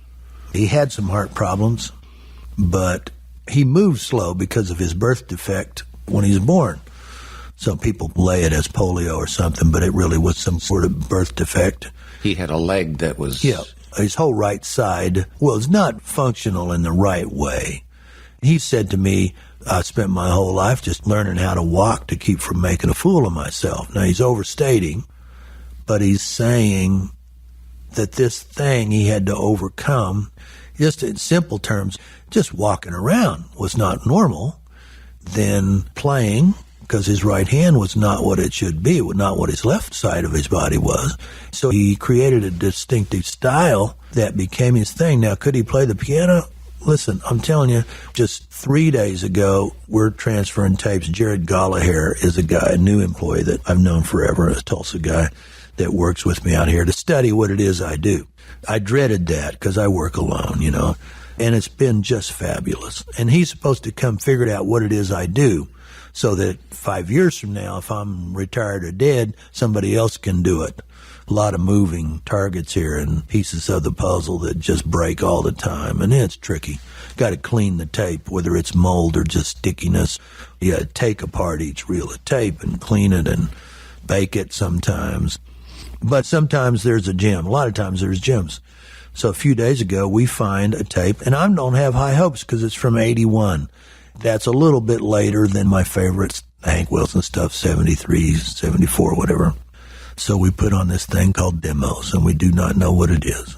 And I still don't know why it's called demos or what the demos were for. But it's Leon just playing piano and singing, and Sam Bush and John Cowan from Newgrass Revival singing harmony. They're not playing or anything. It's just Leon playing piano and singing down some songs, most of which I knew. I think probably all of which I knew. 4 or 5 songs. They're doing demos, quote unquote, for some reason.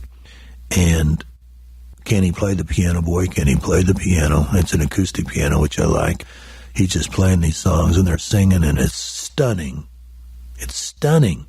A lot of times record making gets in the road of that stuff. And we have also a tape along those lines that I found early on in this game, 1-inch 8-track master of his, effectively, I think, first night in the studio with Joe Cocker. Denny Cordell, who's producing Joe Cocker, has brought Leon in to write songs for and co-produce Joe Cocker. It's just one tape. The first thing on the tape is the Leonard Cohen song called Bird on a Wire, and it's just great. Then you hear the guy on the talkback mic from the control room. Talkback mics make a horrible kerplunka when the guy flips a switch. Irritating noise. English accent, so I don't know if it's Denny or just the engineer. Leon, did you have one? So Leon sings something, one of the famous songs, I don't know, maybe Delta Lady. For the first time anybody's ever heard them, it's just Leon playing and singing, and it's just great. The next time the talkback goes, whoa, they're kind of excited, and you got another one? And so he said, well, this one's a little bit quieter or something. And he does a song called Hello, Little Friend.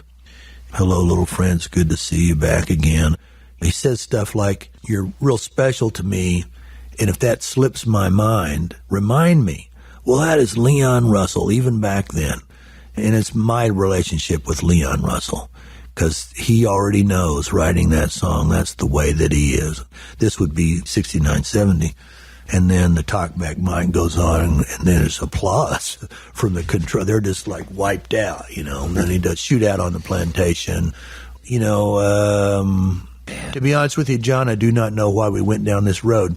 I don't care. You told us something that you just discovered 3 days ago, and how exciting that had to be. That's this thing of doing it for OK Pop.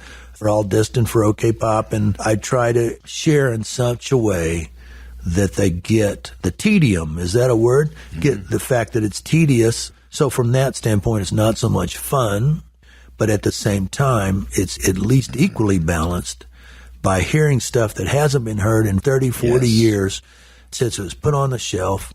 Some of it is famous. Some of it I've never heard. And it's gems. And the truth is that people, even like Leon, without some sort of preservation in mind, they will disappear and only be footnotes in history.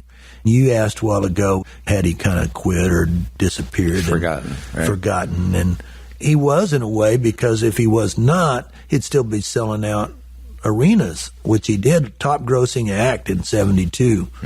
But he drifted, Charlene and I both, and now the OHS guys feel the worthiness of this, because it's been hard. We put all our eggs in this basket, and that's what we do, essentially.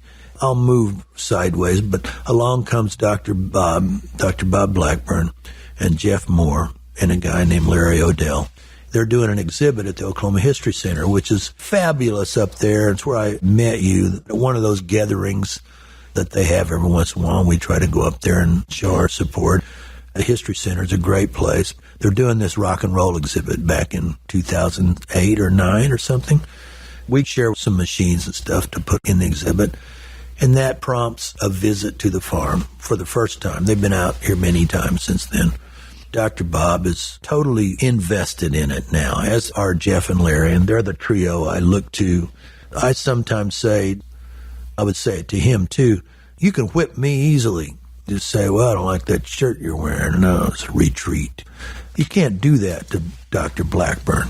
You can hit him in the head, and he just keeps smiling, right. And just coming at you from a different angle, working at it a different way and getting it done.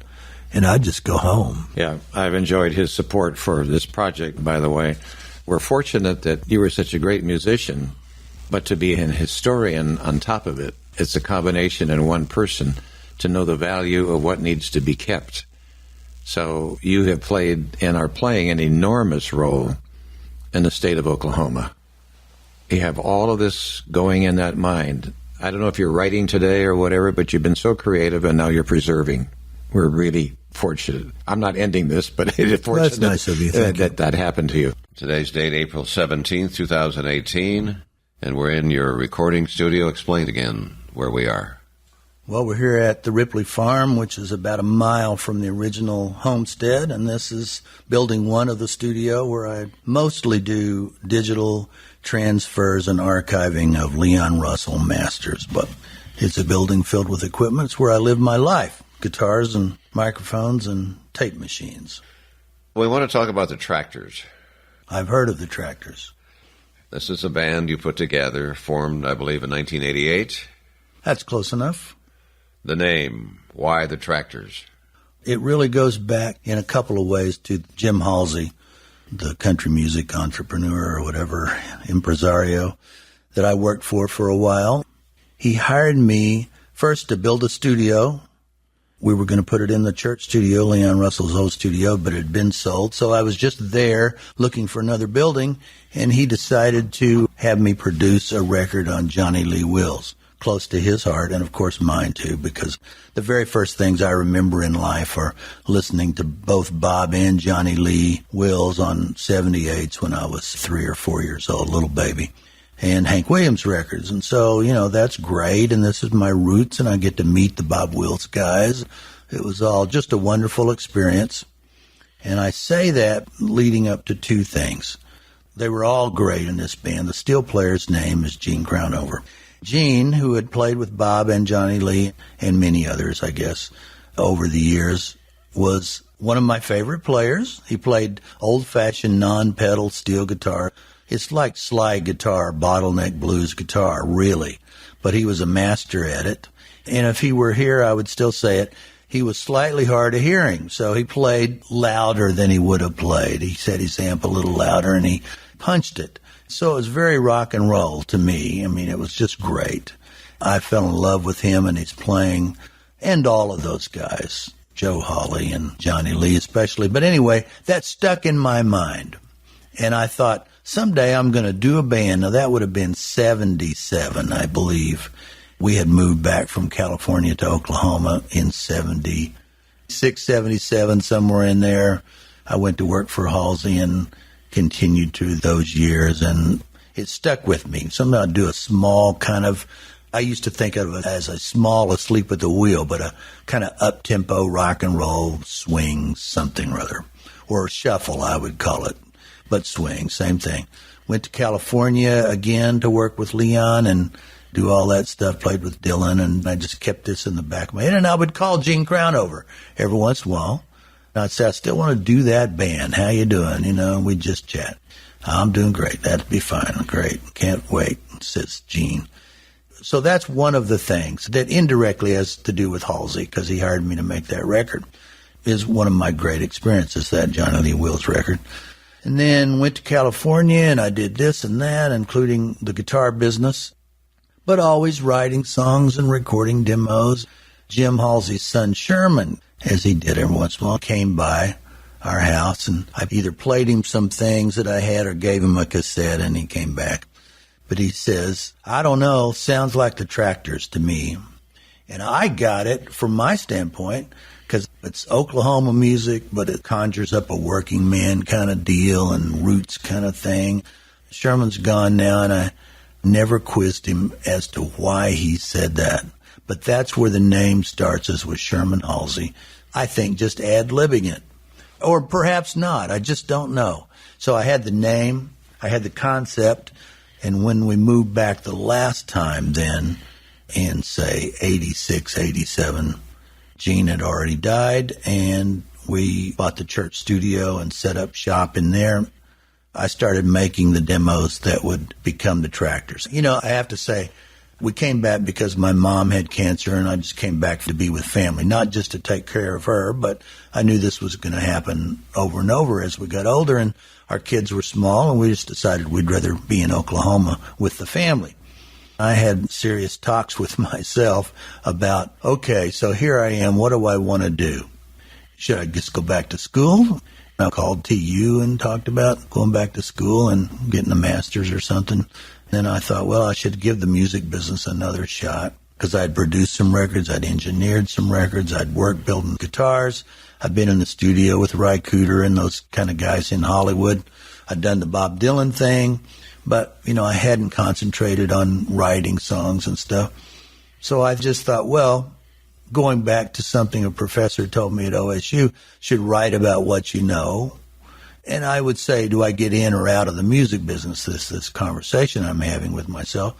And I said, well, I should do what I really like to do, not try to make a record for what they might expect, the current pop thing or country thing. It goes back to those first records as a kid with Bob Wilson, Johnny Lee, and Hank Williams for sure, Hank Sr. Then, of course, Elvis came along when I was still little, 54, so 4 years old. So I just decided to start writing songs that have to do with my life, sort of autobiographical. And I always do that. I continue to do that if I'm writing a song. But one of the things I loved about the Wills records and about Hank records, really, if you went through the lyrics, and Dylan and some Beatles, is this mixture of not so much love songs for me, because I am not really a boy-girl love. Well, I was a fan of that kind of songs from other people, but as an example, John Fogerty, the Creedence Clearwater, which I really loved at the time, I don't think he ever wrote a boy-girl song. It would surprise people, but if you went back and looked at the hits, they're about any number of things, but they aren't, hey, baby, baby. I kind of held on to that, and I just mixed it all up, never expecting too much, but we had the church studio and started making demos, and that became the Tractors. I have a new song that I probably won't remember, but let me make an attempt to say these lyrics. It's called Farm Music. Country music, I don't know where that is. I remember Bob Dylan telling me, well, when I was a kid, it was country western music. Where'd that go? Now it's this and that. I get that, where is country music that I loved? And it is out there mixed in. But I thought one day, a few years ago, so what do you play, Steve? And even in the Tractors to say, well, we play country music. And then people call us country rock. I get that. But Walt Richmond, the piano player and co-producer and my co-conspirator, whatever, he really hated it. And so I guess I took a little bit from that. But country rock, that's not something I like. Southern rock, I really detest being called that. I don't mind Lynyrd Skynyrd having existed, but it isn't what we do. So country music, and through the Tractors, that's what I would say, because we were under the country music umbrella. But it occurred to me in the beginning of this song, what do you play? Well, I'm a new genre of one. It's called farm music. I'm from the country. What do you play? I play farm music, whatever that is. This lyric goes, we're from the country. We play farm music. Where you end up is tied to where you start. We owe as much to Johnny B. Good as we do to your cheating heart. It's the original cowboy rock and roll, shuffle, blues, bebop, boogie big band. Take a drink and sing along. It's Bob Wills and Bob Dylan, Merle, Elvis, Hank, Chuck, Buck, and the Beatles, Louie, and Louis Armstrong. Make it go round, because that's the deal. So you mix all this together and you try to make it spin. That's my idea. So it's Louie and Louis Armstrong, which I really quite like, and it's really autobiographical, and it's really true for me. Make it go round like a merry-go-round. Make it spin with a sweet melody, like I used to hear back when I was a boy, back when my mama was holding on to me. Now it's 20 years later, but that still sums up, that's what the Tractors were about in my mind. It was a concept of sort of farm roots and working men and this mixture of, I used to say just banality or banal or unimportant but funny, maybe quirky, mixed with some serious stuff, because I'd throw in the politicians and all that stuff, put it to a good beat, like my daddy said, keep them dancing. That's the concept of the Tractors. That's a rather lengthy response to your question, but it does involve Jim Halsey. It directly involves the Wills brothers and Hank Williams, and on up through Elvis and Chuck Berry. A lot of times I said it's James Brown meets Chuck Berry, and there's some truth in that. There's some R&B going on, and that's still what informs my life, are those roots. One time, I mixed it all up in a stew and stirred it up, and, it's like gumbo as opposed to having an entree of, let's say, shrimp or an entree of this or that. You throw it all in a pot and stir it up and then eat that. And it's more like that. Gumbo is the idea of the tractors. I'm not inventing anything. At best, it's all derivative. Purposefully, we mixed it up and stirred it up and served this thing that is more like gumbo than the individual elements. Lordy, lordy. The lyrics you just recited, those are new words for you. Those are. You haven't put them to music yet. It hasn't been finished anyway. It's All called right. Farm Music, Make It Go Round. The Tractors, Okay. who were they? The band that I liked the best formed around a church, and there was a guy named Ron Getman, who's a guitar player, and he was partners with me in the church studio, and another guy named Glenn Mitchell. Ron's from Fairfax. Glenn's from Stillwater. His dad was head of the music department, and I'd known them both since my first studio in Stillwater in 73. The church studio was for sale. We formed a partnership and bought it. So they were in the band, though Glenn never played live, Ron. And then Walt Richmond, piano player and co-writer. Ron co-wrote, but a main co-writer, Walt co-wrote Baby Likes to Rock It and some others that I quite like. Casey Van Beek was the bass player, and Jamie Oldacre was the drummer. All five of these members had played for some very notable artists.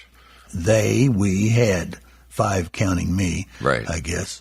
Some of those articles that show up when you start researching the Tractors took the leap that's not true, which was session musicians. Because you get a session guy, well, he's played with 200 people, that's what they do. It's not that. Like Casey was an original sort of Eagles guy when that was forming because he played with Linda Ronstadt and he played with the Righteous Brothers. He was the bass player singer. It wasn't like he was doing a date at 1 and then a recording date at 5. So that's Casey.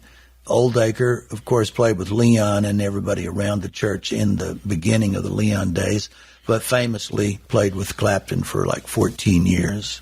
And other people. I mean, the Tulsa deal, those musicians kind of reach out. David Teagarden, as an example, who has played on some Tractors recordings and at least one live show. He was most famously Bob Seger's drummer. I, of course, played with Dylan and Ron and that group that I met when I had my first studio in Stillwater, Ron Getman and Glenn Mitchell and a guy named John Crowder, who also was from Fairfax with Ron. They were really kind of a team and just fabulous, both of them. And he was a bass player, but they all moved to the New York area and they played with, I think Ron liked to say, the folkies, Janice Ian and Leonard Cohen. They were on some really great records of those two and played in their bands. After I'd played with Dylan, those guys were still living in the Northeast somewhere, and Leonard Cohen, who I was aware of as a wonderful songwriter, but wasn't really a target on my radar anyway.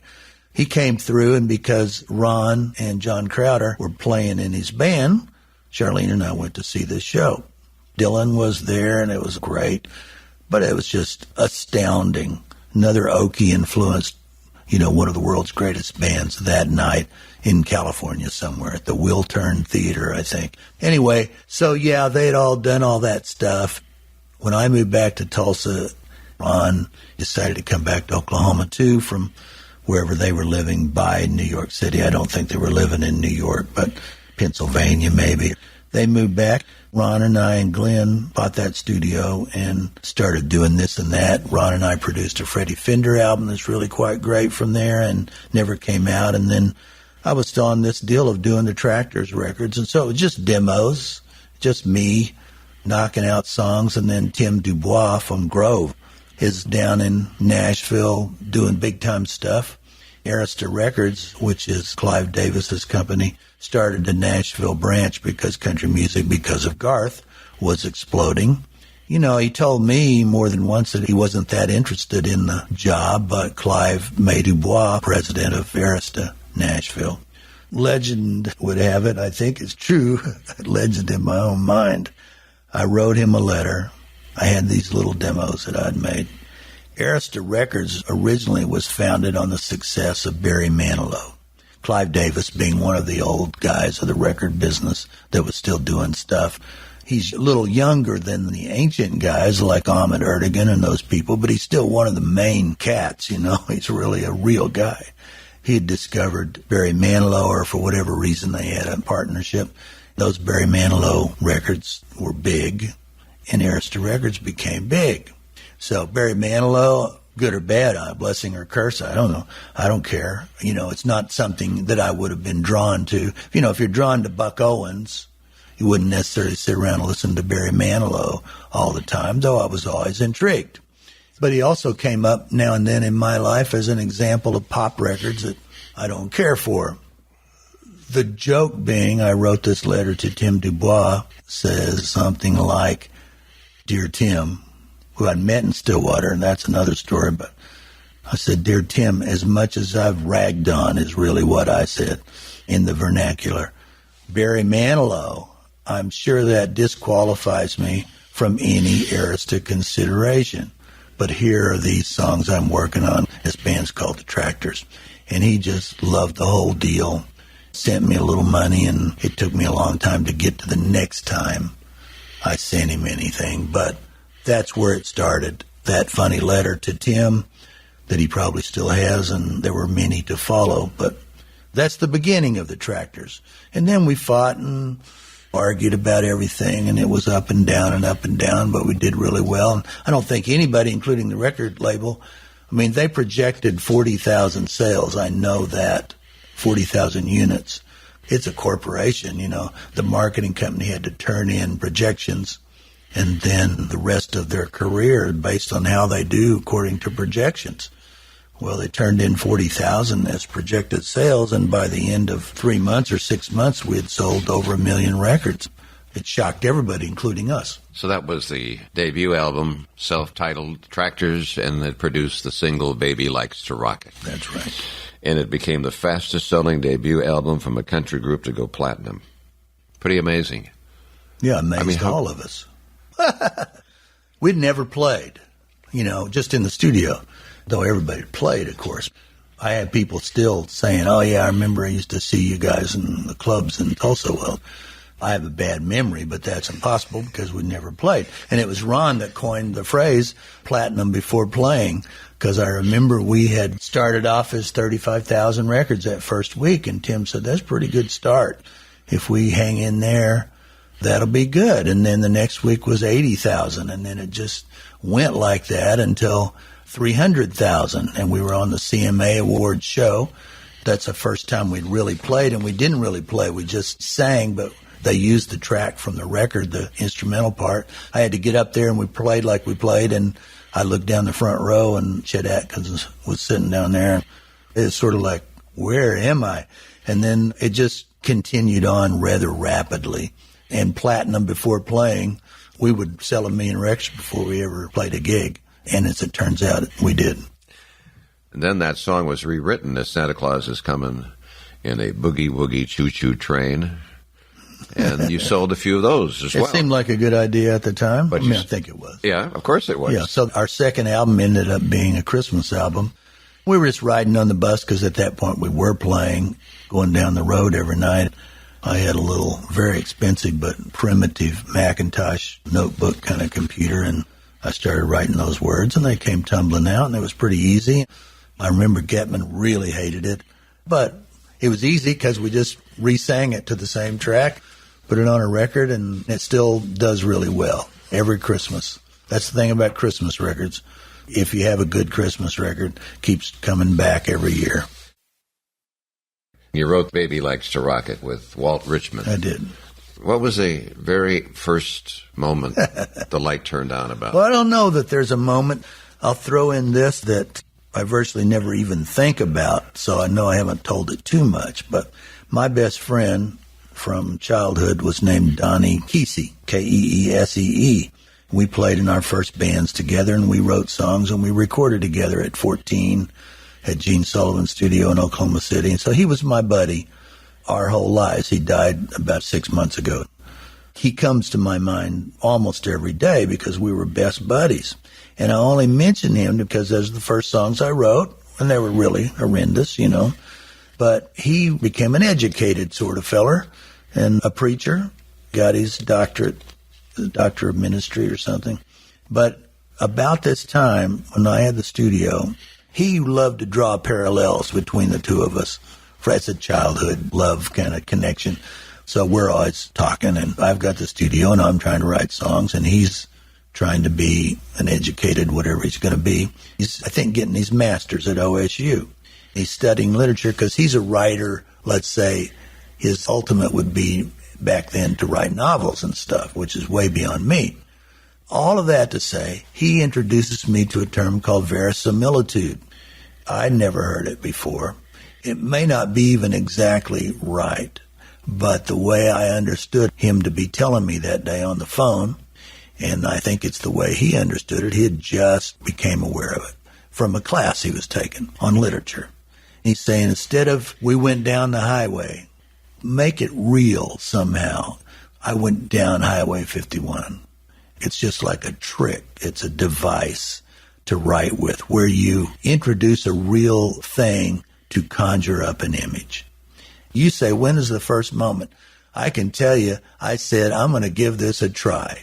Because what do I care, you know? I'm making demos for a record deal that I don't think I'll get, and the record will never come out, and we're doing Freddie Fender, and we're doing some jingles and whatever. And I said, I'm going to give this a try. I start writing these lyrics. And, well, I don't know when to throw this in, but about that same time, I'd become friends with Walt, and he had played on the Freddie Fender thing and some jingles, and he was just coming around. And as it turns out, Walt's a genius. He came over wearing a straw hat that looked like, when we were kids, we call it plowed under. It just was, you know, here's Walt. Very disarming the way he manifested himself or whatever. So he's coming around, and I've been doing these tractors thing, and he's playing on it. He likes it. He's showing me stuff, kind of like a teacher, just general talking, and Ron's around some. Walt at that time was playing with Bonnie Raitt. And Walt came over. He was leaving at midnight. They were picking him up on the bus, or he had a late-night plane or something. He was leaving to go play with Bonnie. We were just trying to do stuff, and I said, well, let's do a really fast shuffle. When I say let's do that, I don't want anybody to conjure up an image of, okay, we get the band together and we record a song. It's just Walt and I. These are the days of drum machines. Drum machines have roots with both Cale and Leon. But Leon, in some fashion, invented what we think of as the drum machine now, with an engineer kid at the time named Roger Lynn. There's one over there. It's Roger Lynn's machine.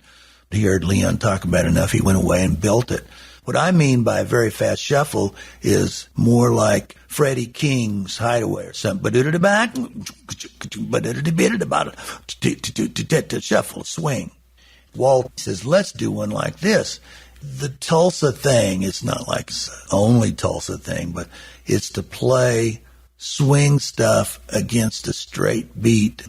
You know, it's not like I'm a professor, but it's kind of easy to explain even to a non-musician, because a straight beat, think of Boogie Woogie Bugle Boy, or a lot of songs from that day talk about straight eights or 8 to the bar and stuff like that. And they mean ta ta ta ta ta ta ta ta ta, and it's going 1, 2, 3, 4, 5, 6, 7, 8, 1, 2, 3, 4, 5, 6, 7, 8. And a shuffle switches those 8 beats so that they're not equal anymore. They all get an equal percentage of the time. It's 1, 2, 3, 4, 5, 6, 7, 8, 1, 2, 3, 4, 5, 6, 7, 8, which is double of the bar, which is 1, 2, 3, 4, 1, 2, 3, 4, 5, 6, 7, 8. And a swing starts giving more percentage to the odd beats. So you go 1, 2, 3, 4, 5. And so it goes, instead of 1, 2, 3, 4, 5, 6, 7, 8, 1 and 2 and 3 and like that. And it's swinging. Da-da, ba-da, ba-da, ba-da, ba-da, as opposed to pop, pop, pop, pop, pop, pop. Well, the Tractors deal, not an invention, but Walt was so fabulous at it, was playing swing stuff to a straight beat. cha-cha-cha-cha-cha-cha, chiddity-bada-da-beada-da-bada, where the drums are going da-da-da-da-da-da-da. The piano and a lot of other things are going dee-dee-o-do-ba-da-jaka. And it lays together really well, and it's at the heart of Chuck Berry and a lot of those things. So, long rambling answer to say, Walt says, let's do one like this. I put on the drum machine pretty fast, and he plays that piano part that became Baby Likes to Rock It. Then he left to go play with Bonnie Raitt. And it's just like a Chuck Berry kind of piano part. I don't suppose anybody thinks about Chuck Berry at all anymore. I don't know. But he's at the formation of rock and roll. As important to those records of Roll Over Beethoven and Johnny B. Good and all those records is the piano part as much as Chuck Berry. To the point the guy, I think, eventually sued him going, well, listen, you were playing in my band when you wrote these songs. Johnny Johnson was his name. So Chuck's playing da-dum-da-junka, junka, chunka, chuck, and Johnny Johnson's going ba-dee-da-dee-ba-da-da-bee-da-da-ba-da-da-bee-da all over the place on piano. It's very important. So Walt plays this sort of a Chuck Berry-ish song. I say this, and I'll say it for the record, it's a little overstated, but Walt's the only genius I know from Tulsa. He did a lot for me in terms of instruction and just being around him. But anyway, Walt shucks me to death playing this piano part and goes plays with Bonnie. Next thing, now remember, verisimilitude, throw in real names and real places and conjure up images. That's one. Walt plays this piano part. I say, let's play a fast shuffle, and he says, let's do one of these. And so it's just drum machine for time and a piano part. That's it. No, we got nothing else. No words, no melody. And he goes away. 3. So now we're kind of buddies. Again, I like to say co-conspirator, but it's just because I love that word. But we're now we're into this thing. We're kind of buddies, I guess. So as a joke, he sends me a postcard of Samantha Fox, who was a pinup girl or something of that time. This would be 87, I suppose. And I get a postcard of Samantha Fox. Semi-racy, but no big deal. I pinned it up on the control room wall. Then I started carrying around a cassette of Walt's piano part, because I'm not really a co-writer like those Nashville guys get together and say, let's write a song, and they spend as much time as we spent here this morning, and they throw up ideas and throw out ideas, throw up. I think that was a Freudian slip. But they throw out ideas, and then they go to lunch, and then this afternoon they write with somebody else. That's co-writing. I always like to throw in Roger Miller's quote that I believe is true. They asked him about co-writing, and he said, it's like a cat having a kitten. It's best to crawl up under the porch and do it by yourself. So I love that, and I kind of go with that, but I didn't co-write maybe because I never had anybody around. I don't know. So here we are in a situation where the piano part, the music exists, and I have to write lyrics on top of that to make it go. I'm listening to this boogie-woogie piano part, and all I can think is boogie-woogie, boogie-woogie. It says boogie, boogie, woogie. So then comes the lyric, got the boogie-woogie, woogie spread all over the place, got it stacked to the ceiling, got it sticking in your face, because it was just boogie, woogie, boogie, woogie, boogie, woogie as I listened to this piano part. And then in the first verse is Samantha's on a postcard showing off her chest. She don't know what she's doing, but she's trying to do her best. And I thought that's pretty good. Here's Samantha Fox, and the UPS guy's driving the truck. The farmer's plowing the field. Samantha Fox is on a postcard showing off her chest. That's what she does for a living. So we got some verisimilitude in my mind coming in. Cale, he wasn't, to quote from Little Big Men, they weren't just playing Indian, they were living Indian. Well, Cale wasn't just playing J.J. Cale, he was living, he really was this guy who was all things regular, brilliant, like Picasso brilliant in my mind, guitar guy. That's what we talked about mostly. Our whole relationship was about different pickups or whatever, and he helped me with the first Ripley guitars. A lot of the times he just parked his motorhome at some, in this case, trailer park down by Disneyland, and he'd go to Disneyland too, I think. But one of the lines was, JJ's in a trailer somewhere out in Anaheim. And I'm just doing this verisimilitude to death, boy. before the church studio, my version of it came along, or the people we bought it from had a studio. After Leon's days, after Shelter, you probably noticed the sign in the other room. It was Toccata, the Tulsa Indian Council on Alcoholism and Drug Abuse, Toccata. They did a lot of great work. They were there until they lost their government funding, but after they left and we had the studio, we had a lot of Indians. They were used to coming there every day. They closed that down, and they still came. I became friends with several of them that would come to my door wanting some money in my rambling sort of way.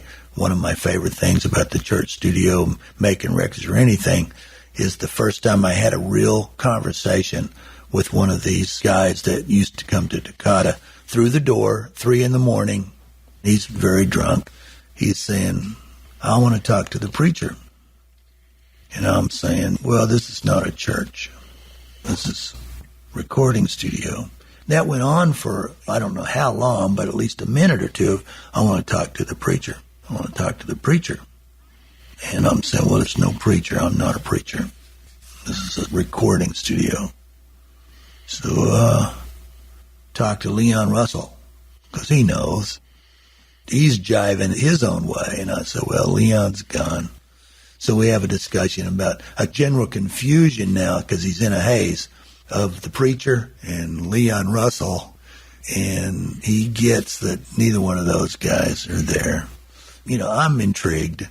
We're having this discussion through the door. And he's going, I just want 50 cents. You know, the first honest statement that came out of his mouth. I opened the door and gave him $2 or whatever it was. That became my deal, was $2.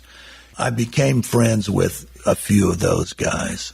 And I said, I love that when you come to my door, just tell me what's going on. Don't give me this run around. I mean, I'm not picking on him. I grew to understand how hard it is to live on the street. And I'll always say that I never had any trouble with those Native Americans or Indians. They called themselves Indians, and I think it's back in vogue, but they are Indians. I have my Pawnee Indian name now that I had to ask for, you know, Asakahiku Adadi, which mean old dog brother, and I figure it's me and Porter, my dog's Indian name, and now everybody that I know, including you, Adadi is brother, Asakahiku is old dog, so old dog brother. I'm just saying, not only did I never have any trouble from that group of people, whether they were drunk or not, it made no difference. They were genuinely sweet, deep people. Now, maybe it's not politically correct or whatever, but I would never open that door to some white guy out there. But all of those Indians were sweetheart, and if we had to go to battle, they would go to battle with me. They were never after anything except that 50 cents. Dino is the first one. I don't know Dino's last name. He was a giant man or a big man, a warrior, and he was walking around, going to people's doors asking for the 50 cents. I would see him walking. I could just go right back 100 years, and he would be like a warrior walking. He walked proud, and he did art. You know, it wasn't very good, maybe whatever, but at least he tried to do a thing, you know, to get his money. So Dino became part of Baby Likes Rock. Dino's walking up and down the streets all day, trying to make it pay. Now I had Samantha Fox, I had JJ, I had Dino, and none of those things stayed. The church studio has a basement, a main level where the studio was, and some upstairs. And we were always so far behind on that Tractors record, it took, depending on how you count, 3 to 5 years to finish that record from when Tim said, I'm going to go for this. And that means 7 days a week, all around the clock. I slept on the couch and just worked because it seemed like it was failing us, trying to figure out what the Tractors were. I made those first tapes almost instantly, but then trying to figure it out and make it go was terrifying to me. Walt would come every day, basically, but I was there around the clock. That's why I talked to the Indians through the door, because I was there all the time. My kids were little. I'd go home now and then. When you said 3 to 5 years, you meant the album. The whole album. But Baby Likes to Rock It. I took a piece here and I took a piece here. It's like you were building. It was, and that's the building way a I song. make records. That's true. Oh, that is your style. It is. Some of them fall out. You can listen or read interviews with songwriters, and some of them just fall out of your mouth or whatever. And some of them are really hard to come by, and it took a long time to work all this stuff in to become what was known as Baby Likes to Rock It. Bob Dylan had some times when he could write a song in 10 minutes. It just came out of him. Yes. He could write a song. You know, Jared Gallaher that works with me now on the Leon stuff, we're transferring a lot of stuff, and we hear Leon going, na-na-na-na-na-na-na, because he's forgotten the words to one of his own songs. I said to Jared, the only difference is Bob Dylan, if he forgets the words, he just writes some more that are just as good on the spot. Not to say he doesn't work at them sometimes, too. So, yeah, it took me a long time. I was going to say that in the basement was a kitchen, and I'd working all around the clock, and I was there by myself. It was a lonely, scary time, and great time, too. We didn't have all this TV we have now. It was late at night, and all you have on the TV are preachers and infomercials. Cook a baked potato faster than a microwave. You know, wait, now what would you pay? So hucksters and then preachers. I'm a religious guy, and my dad was a cookware salesman in some part of his life, so I like both of those things, and that's what I would watch. Part of the deal was Jimmy Swaggart. It was the period where Jerry Lee's cousin, preacher Jimmy Swaggart, had his meltdown, but one of the lines that stayed in Baby Likes to Rock It, keeping with verisimilitude, was Jimmy's on the TV, Killer's on the stereo. So I liked that. It had this guy in this song listening to Jerry Lee Lewis, and his cousin Jimmy Swaggart's on TV preaching. So I liked that quite a lot, and that one stayed in the song. These other ones, Dubois nixed a lot of that. Samantha's on a postcard. He said, can't you just take the girl dancing? How about that? So now it opens with, she likes to take me dancing on the outskirts of town. She's still a go-go girl trying to do her best. So that's still in there, kind of, but he knocked out some of my verisimilitude. Anyway, so Baby Likes to Rock It evolved over time, not too much time. And then Walt worked on it extremely hard at his house, too, changed some of the music and the drum machine stuff. Like I said, he's a genius, and together that came to be the groove, the thing that it is now. Lives in infamy. What is it? Oh, the humanity of the Hindenburg crashing. The blimp blowing up in the air as the tractors, as much as the Rock of Gibraltar or something. It does go on. It's going to go on. I hope it does. The checks get smaller, perhaps, but we have some little bit of, immortality. The Tractors were nominated for 2 Grammy Awards, won the Country Weekly 1995 Golden Pick Award for Favorite New Group. I could go on and on. All the attention you received. Is it true that you achieved your distinctive sound in several ways, like from the use of only one microphone, recording a song in only one take? That is true, but it's not as simple as that. One of the things that we like the best, we meaning this group of folks, or Walt and myself, are those old records where they really did record with one mic, or even if it were 3 or something. Bob Wills records, but old rhythm and blues records. We're talking, and there's a little mixer here for the microphones.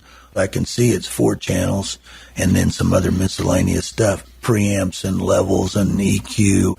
So it's a small mixer.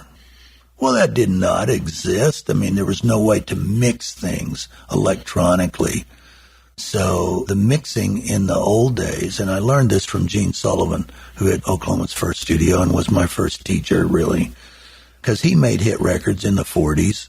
He would talk to me about that. Then Johnny Lee would talk to me about that when I did his record.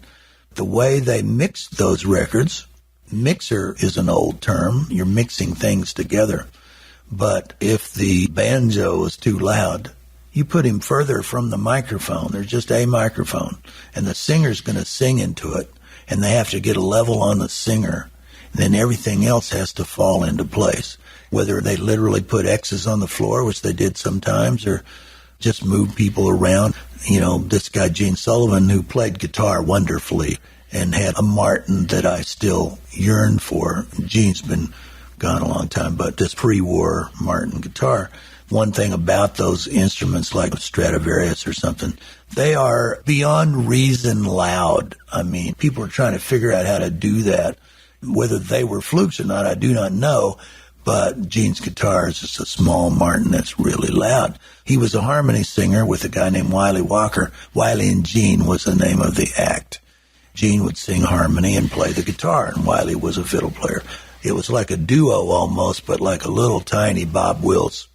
That figures into my concept of the Tractors too, Wiley and Gene.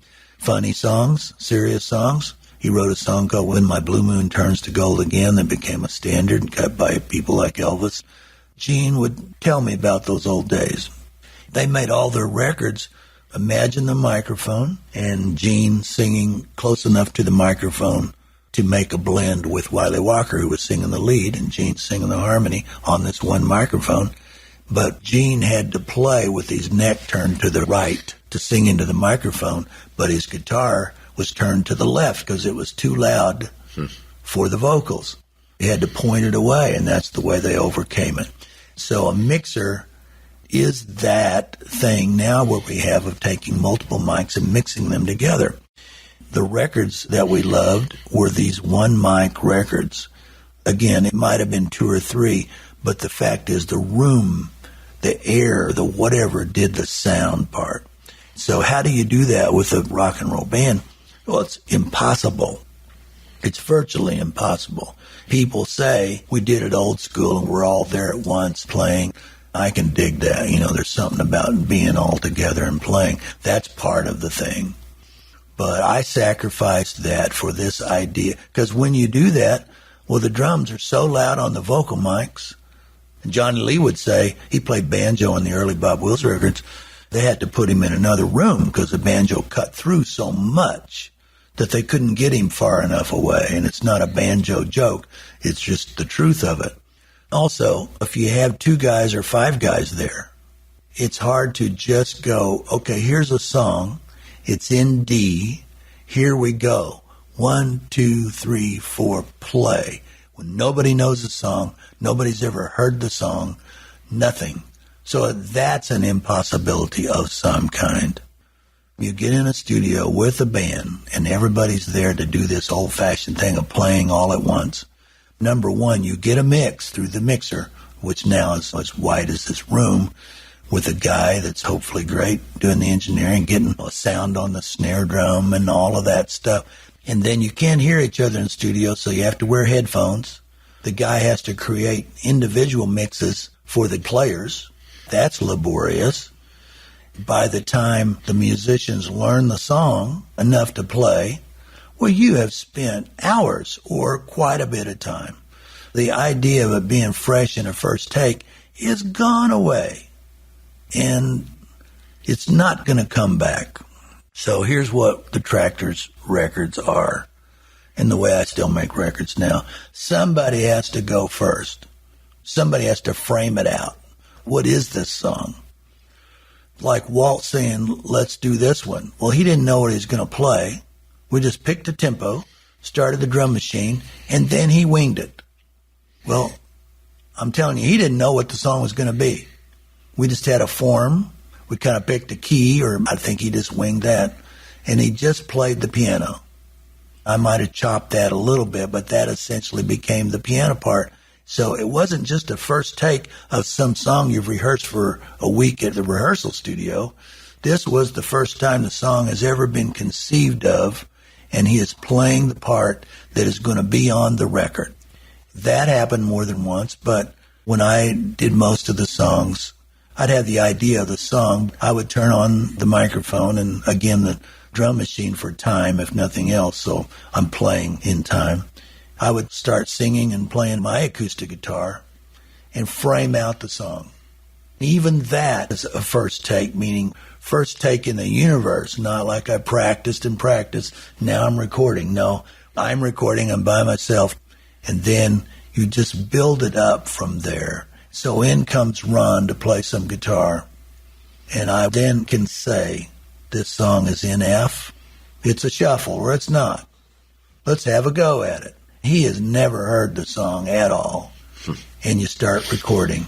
And I'm telling you, whatever he plays anybody, whatever they play that first time is going to be the best in some way. There's going to be mistakes because he doesn't know the song, you know. It's not like we're talking some kind of sixth sense or something. There is some of that. By the time he plays it 2 or 3 times, and at that point he knows the song, whether it's Walt or Ron or whoever, the meat of it may come from the second or the third take, but the magic is probably going to come from that first one when he didn't know the song at all. That's a Tulsa thing, in my mind. And that recording process, I'm not saying I invented it for the world, but I invented it for the tractors because it was just an idea of what do we want? We want first takes. We want a sound of the room. We want the freshness of the first time you've ever heard a song. What are we going to give up? Well, we're going to have to give up everybody being there at once. There's the misunderstanding of when I say it's a one mic first take record. It isn't that 5 guys were there. We did that some, but most of it is like a sculpting process, a layering, where people just come in kind of one at a time, but they get to be, in that instance, the guy in 1940s when they're just playing to one microphone. They don't have to worry about mistakes because I'm not going to leave any mistakes on there that embarrass them. They just play, and I go, that's great, thanks, and it takes a long time. It's kind of tedious, but you layer this stuff on, and even that is not some grand scheme. It's like when the bass is done, when the words are all on there correctly, when I'm semi-singing in tune, when we got some harmonies, we got the piano, we got the solos. I'm as relieved as anybody to say that's it. It isn't finessing for years. It's like when all these elements are finished, that's it. Call it a record. I'm telling you, it's very much like the joke of the sculptor. He's got a nice sculpture here of a dog. The guy says, well, how do you do that? And he said, well, I chip away everything that doesn't look like a dog, and then I'm done. You know, that's very, very much like the Tractors records. The whole Tractors story takes off, and you guys must have been in some tall financial cotton. The money came rolling in. Barrels. How did you take the words right out of my mouth? Yes. Is that what happens? It is by no means what happens. It's a rough, horrible business, and I don't want to dwell on it because it's like on the couch with a counselor or a psychiatrist, but a lot of money went rolling by, and I can't complain about that, but the people that made the most money were the record company people and song publishing people. The money that came into me went back into making the next Tractors thing, so it's like feeding a black hole. I don't want to dwell on it too much, but it was very, very painful. Was money misdirected that should have come to you? Misdirected implies some kind of accidental or oversight. They were directing as best they could, the record company, to never give me any money, never give anybody any money. That's their game. I don't fault them for it, but they will fight to keep from writing you a check. And a lot of times artists miss money in a way because by the time you make the record, they paid for doing that. You can't take that out. You know, they gave the money to make the record, so there's that. Back then, music videos were big, and boy, you spent a ton on those, and record promotion and all that stuff. By the time you deduct all these things, and it's a year or two before that money from sales, if you happen to sell any record, starts coming in, well, you've got such a debt incurred that they still never have to give you any money. We just sold so many records so fast that they did have to write some checks, and we were very happy to get some money. And then it just kind of became a nightmare, not just with the record company and with Tim Dubois and with my band. You know, it looked like we were making millions of dollars, and the only logical explanation was I was keeping it from them, or whatever the story might be, because there just was distrust at every turn. So they thought you were keeping money when I think so. You know, the record company I don't know. We fought all the time, and the record company was keeping the money. It wasn't you. Well, you know, I drove a BMW and I had a big house. So it looked like Well, there was money to do that, but it still was fancy income tax guy suggestions that made that happen. But in any case, I'm not griping about it all. I'm just saying that out of those millions of dollars that happened because of selling 2 million records, most of it just stayed in Nashville or New York, I guess. That's my vision. The Tractors was a concept, not a band. And then Tim loved the idea of the Tractors, wanted to call it the Tractors, not Ripley and the Tractors. That's all fine. I liked all that and still think it was a great idea. And then these guys that were my friends became the core of the band. We'd still never played, but we did that CMA show and sang Baby Likes to Rock It to a already pre-recorded music. Then we did 2 songs at a AIDS benefit, really the very first time we'd ever played. We played the Tulsa Shuffle and Baby Likes to Rock It with various artists at an AIDS benefit in Nashville, and that was great, and my first time to play in, 14 years. So it was great fun for me. I mean, it isn't like I don't like to play gigs. Then, truthfully, the first real showbiz thing that we ever did as a band was a David Letterman show. We were the fastest country group to go platinum, meaning 1 million sales. Dave says that on the introduction. I've seen it semi-recently. That gave publicists and whoever did that the hook and the opportunity to get us on the Letterman show, which is great. Was it a fun experience to be there? It was. And he interacted with you prior to the show or not? He wouldn't talk to you before? He didn't do that, I don't think. He was pretty famous for not talking. I didn't see him talk to Paul. He was up in his office. But to be honest with you, I think he had the flu. That's what they told me. But it was a good show. And what about Paul? Did he come around and talk to you? He did. It was great. They were the yin and yang or something. Yeah. They'd done this so long. And they, in those days especially, did skits. They'd do that in the afternoon. So then after the appearance in the Letterman show, that must have kicked in it helped. Sales like crazy. I didn't really ever see any. We were selling so many records that, I didn't see any big bloop, but it was a good thing. Did you get invites to appear as a group out of that? Yeah, it was all one thing, though. To separate it out's not fair to the story, I don't think. We were just on fire. Right. I did probably an average of 3 or 4 interviews, be it press or radio or whatever, every day, at least 4 or 5 days a week. I remember Tim Dubois left a message, no cell phones yet. I think I called him from a payphone. He knew I was reluctant to play live. They'd had this invitation to do the David Letterman show. You have to remember, we'd never played a gig.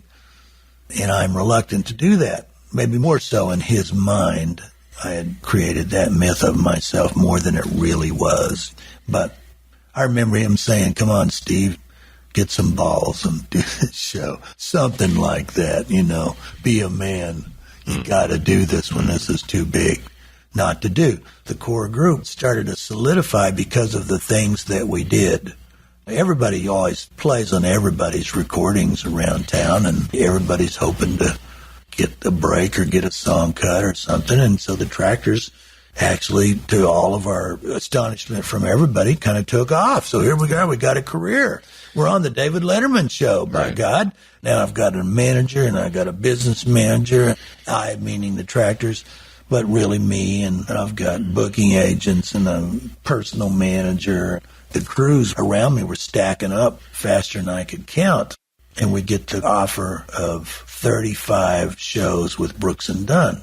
The Tractors, essentially, with me just being the engineer recording the deal, had made the demos of Ronnie Dunn that got him the Brooks and Dunn thing with the same label, with Tim Dubois.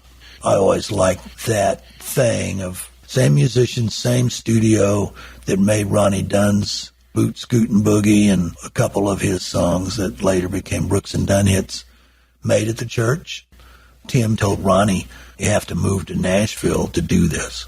And he told me, "We have to stay in Tulsa to do this," because it was a part of, I had a song called the Tulsa Shuffle, and, it was just like some weird thing to them. So that's pretty wise. Then we get a call from my manager, Alan Brown, who says, "We have an offer," meaning the Tractors, "to open the show for Brooks and Dunn, 35 guaranteed shows, $7,500 a night." I think we were in the studio rehearsing or something, but we were there. And I remember thinking, real Farmer Ripley style, the story all my life has been, you can't make any money on the road. That's always interesting because it's always thrown right alongside somebody saying, well, you can't make any money making records, you have to go on the road. That's the truth. You can't make any money on the road, and you can't make any money making records. If you do, you're lucky. So here we go. Just imagine that to somebody who never had any money whatsoever. The Dylan year was pretty good for me, not rich folks, but nice. $7,500 times 35. And I say to the guys, don't tell me you can't make any money on the road. Last time I really played in a band was back at OSU, and I put myself through college playing for $200 or $300 or $400 a night for the whole band. So don't tell me this is going to be fabulous. We rehearsed it, and we went out with Brooks and Dunn. And about 20 shows into that Brooks and Dunn year, which is the first year, 95, records are selling, all that stuff. I realized that we, or really Charlene and I, were in debt $200,000. I don't have any money. Those shows paid $7,500 a night, but I realized when I had all these manager people sending me detailed stuff, it cost $12,500 to show up. So we lost $5,000 every show, plus miscellaneous, on average. We had a bus for the band. They insisted on that. We had a bus for the crew. So we had 2 buses. We had a small equipment truck. I think there were 16 people on salary. Everybody had to have their own hotel room. We had to keep up with Brooks and Dunn. Simplified, it's that story. A lot of times the record company will just pay the opening act to take the opening act because it's a big tour. You want to get out there and play for 500,000 people. But whatever it pays, and this time Ronnie Dunn, we knew him, and it was generous of Ronnie. We get $7,500 a night. Well, that'd be okay if you're in a van traveling down the road. But we had to keep up with Brooks and Dunn. They might be playing in Mississippi and then Idaho. Everybody goes together. It costs a lot to do that. $7,500 was for the entire band. Oh, of course. Then you split it Gross. up. Yeah. So you were losing money all the time. So I was losing money and kept losing money to the point of saying to the booking agent, this is just not going to work. And then one time Walt sort of quit. Well, it's a bluff or not, but that booking agent, ex-Halsey guy I'd known a long time, says, if you quit and cancel these shows, you will never work again. It was a real threat, kind of a mafia kind of a deal. I felt thuggish. I don't know that I should because I loved him. And maybe I did forgive him, but I didn't like that very much. He left me no choice. So you quit? No, we kept playing. You did keep playing? Because I didn't want to have that. So Walt kept playing, and we finished out that year. We won the CMA award you're talking about, and we were nominated for 2 Grammys. There was good and bad stuff. You were also invited to play at the White House. We were. It was the end of that year, so that had to be 95. Actually, twice, and we didn't go. I mean, it's the end of 95. I was way in debt as soon as the tour was over. It was October or something. Jamie went to work for, I think, Peter Frampton. It wasn't his fault. Jamie was already working with somebody else because we were through, at least for that year, if not period. And then you can play at the White House. That'd been great. I loved being asked. We were invited to play for Hillary's 50th birthday party, was one of them. So you could just back up, find out what year that was, and that's the year. One of the 2 was 95. We'd been playing, and we were on the CMA Awards this time, getting the Video of the Year award or whatever it was. I think Jamie and I are the only ones that went. And, it's great to be asked, like I said, but you have to pay your own way. The taxpayers aren't going to pay for the tractors to come to Washington. So it would have cost that $12,500 or whatever it was. So you didn't go? We didn't go. You didn't have the money to get yourself there. It was an impossibility. And then we were invited again. This one was for a barbecue on the lawn, I think, for the Senate or the congressman. Man. It was a different time. Bother you that you missed that opportunity to play? It'd be historic. You have to know me. Well, I do love to play, but I'm very insecure. If Bob Dylan called right now and I go, well, hey, Bob, how's it going? And it's going good. My guitar player quit. I need you to come play. I cannot tell you what I would do because I only could do that with Bob back then because it sort of unfolded bit by bit, number one. But I was younger and I had more nerve. I don't have that nerve. So getting invited to play the White House is a great thing, and you can't take that away from us, me, whatever. Not having to do it is really a plus for me. So, it's a double win, or at least it balances out. Now, I will tell you, I wish right now that we had done it. Yes. The pictures. Because it'd be over, and it'd be like the Letterman show. We did it. Yeah. But if I got a call that said, you can be on the Tonight Show, I'd just go, well, I don't know how to sing a song. I'm not going to go be on the Tonight Show. Your first action is to say no to all these things. But then after you said no, maybe you start thinking it through and think, well, maybe I can or I should have. Maybe, but there's not that many times. Dubois told me to be on the Letterman show. It's like the booking agent later in some fashion, but I really couldn't say no to that, and I wanted to do that. Sure. The White House invitation came at the end of that horrible nightmare year when the guys all hated me and whatever the deal is. We fought all the time, and we finally kind of came to a halt on that year and to get them all together again. But that's not the reason. I would have done it. I would have done it. If you had the money. If I had the money and Jamie wasn't out playing with somebody else. Because he was booked on that night. I checked. Clinton played the saxophone. He probably didn't know anything about it. But there was the White House social coordinator or whatever. She liked the Tractors, and we had been to the White House on a different time. Boy, we walked all over the White House and the Oval Office. So you got a tour of it, but you just never played. Didn't met anybody. And it didn't have anything to do with that, except we were just in the ethos, whatever.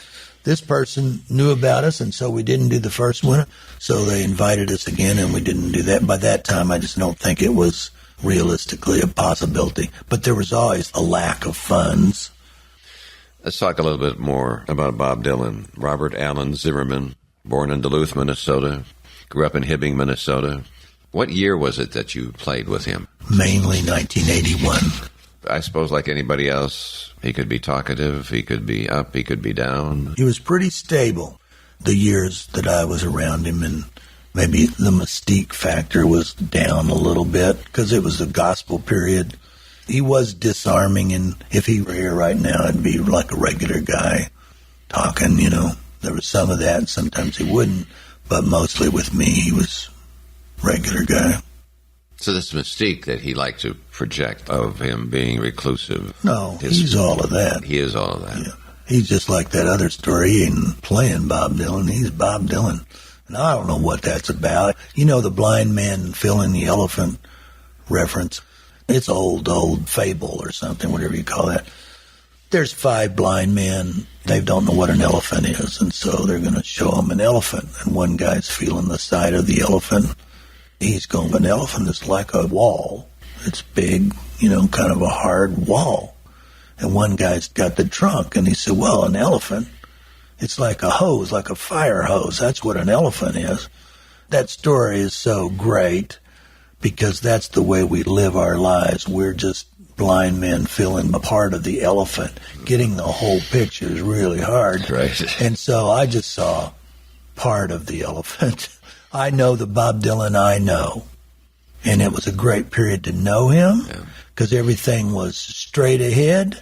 We prayed before the gigs. He loved music, and he loved Oklahoma. He loved Leon, and he loved Cale. He didn't like the slick anything and all of that you might imagine Bob Dylan to be, and he was all of that. I think he loved me. I believe that he did, and I believe part of what he loved on the gig is that you either choke or you swing when you get up to bat. And I have choked at times, but I intellectually or consciously was not going to just cower or not do it. So when he pointed to me, I turned up loud and played.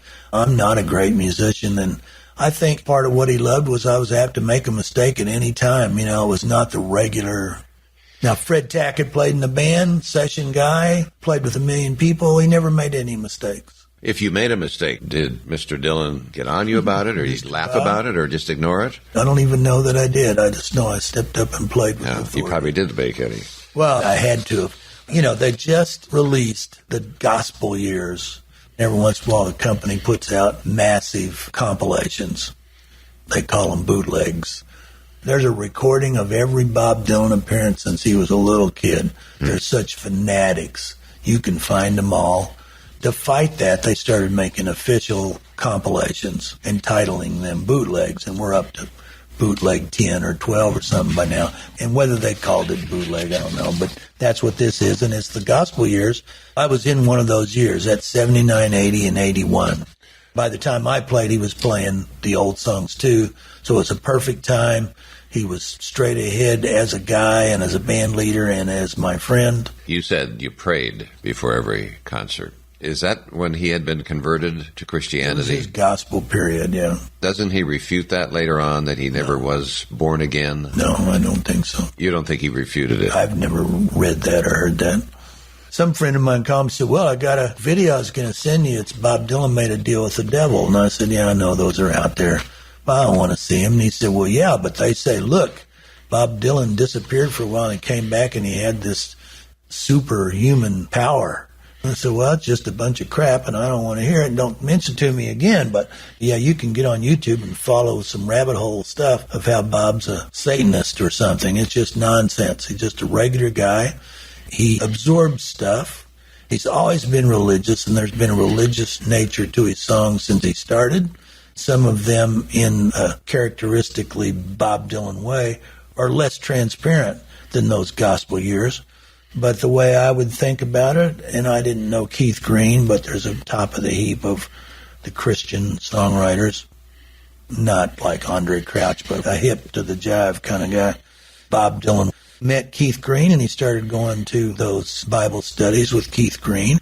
Bob's not much for going at something half-heartedly, but he's Jewish, of course. Yes. You know that Jesus was as well. Yes. So yes. You laugh, but if you think that some big overwhelming percentage of people in those mega churches really believe Jesus was Jewish, you are kidding yourself. They believe Jesus was a white guy from America. And he was not white at all. He was Jewish. Right. And they nailed him to the cross for being all those things. I'm a really religious fanatic kind of guy. But it was a gospel period. And when I joined, they'd already done 2 years of him getting booed, where he did nothing but sing Christian songs that he had written and essentially preach from the stage. When I joined the band, it was more like he's going to sing like a Rolling Stone again, mixed with the gospel songs. I watched him write some of those gospel songs. We had the gospel singers with us. They're not fooling. It isn't that they hired some singers to get up and sing some gospel-style parts. These are people out of the church. So we prayed as a group. You must like that about you, too, because that was not new to you. That was your growing... That was a perfect time for me. You can say God's hand. Right. And so the two of you had that natural bond. I think so. The joke was I'd come to rehearsal and say, Bob, what's happening? In a vernacular, stylized way. And he'd say more than once, I don't know, Jesus is coming back. That's all I know. That is what's happening. Right. He would probably deny that right now. But, Do you think he strayed from all that now? No, I don't. I think he realized, like me, he's older than me. It's much bigger picture than you think of when you're a young kid. I'm telling you that I'm sitting here on this farm, and when I was a little kid on this farm, my relatives, I had people still alive that thought God was right up above the clouds, some old white man sitting in a little chair, sitting on his throne up above the heavens, You start to realize how vast the universe is. But anyway, so Bob Dylan, religious period, perfect time for me to be with him.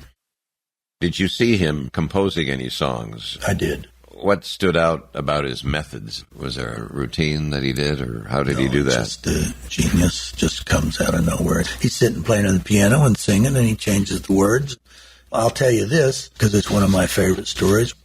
For those who don't know, a studio in a traditional sense has, I just call it the big room, where the musicians play in a simple, traditional fashion. The musicians and singers set up and give their performance. Then the microphones go under the floor, through the walls, or in my case, under the ground, and I get into what's called the control room, where the equipment is and the engineer is, and it's isolated. The point is it's isolated from that other room so the engineer can really hear what's going on, and he gets the mix that we talked about and records it. We had been out in the room playing one of his songs we'd recorded. Then in a also traditional fashion, historically, I think we got it. Let's listen. You want to listen to that? Okay. We come into the control room and we're listening to this. Bob's over in the corner where you come into the control room, where the door is. Then there's a recording console, and all of us are gathered around in this control room listening to the song we just recorded. Bob's over there writing, which turned out to be some lyrics, but I can see Bob writing. My thought actually is, boy, that's amazing, because if one song's playing, I can't think of another song. And I thought what was amazing was Bob had shut out the song that was playing and was working on a new song. Yeah. I thought that is really astounding, which would be for me. But no, when the song finished, he gave a nice, thorough critique of what had just played, meaning he'd heard it great. And then we went out in the studio and recorded the song that he was standing there in the corner writing. Is he the most brilliant musician you've been around? I think when you reach that level, there's no hierarchy. I have, as an engineer, recorded Leon when he just started playing and singing with no concept of what the song is going to be. He writes the words, writes the music, meaning he's playing and singing a song that has never existed, and it is the voice and piano that's on the record. So it's just, and here we go. Bob and Leon shared that. You know, other people forget the words on stage and just go, na-na-na-na-na. Bob would just write some more, and that'd be great too. You know, he'd just make up a whole new thing. So you put Leon in the same category as Bob Dylan? I do, because I think when you reach that level, Cale as well for me. I call it the crack in the cosmos. Yeah. You know. We should say Bob Dylan's archives resting now at the University of Tulsa, Gilcrease Museum. It's nice to have them in Tulsa, Oklahoma. You betcha. What's up with that? That was the greatest, craziest thing in my adult lifetime.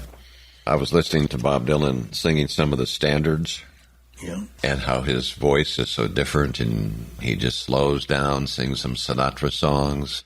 I enjoyed listening to him do that. I saw one of those shows and heard the records, and they're really good. And he's adhering to the melody and everything, really being a crooner and singing those songs like they're of great import, which people would say about his own songs. But then his own songs, he takes great liberty with everything, from the words and the melody and character. But he stays true to those But he standards. really sings those standards like, this is the song.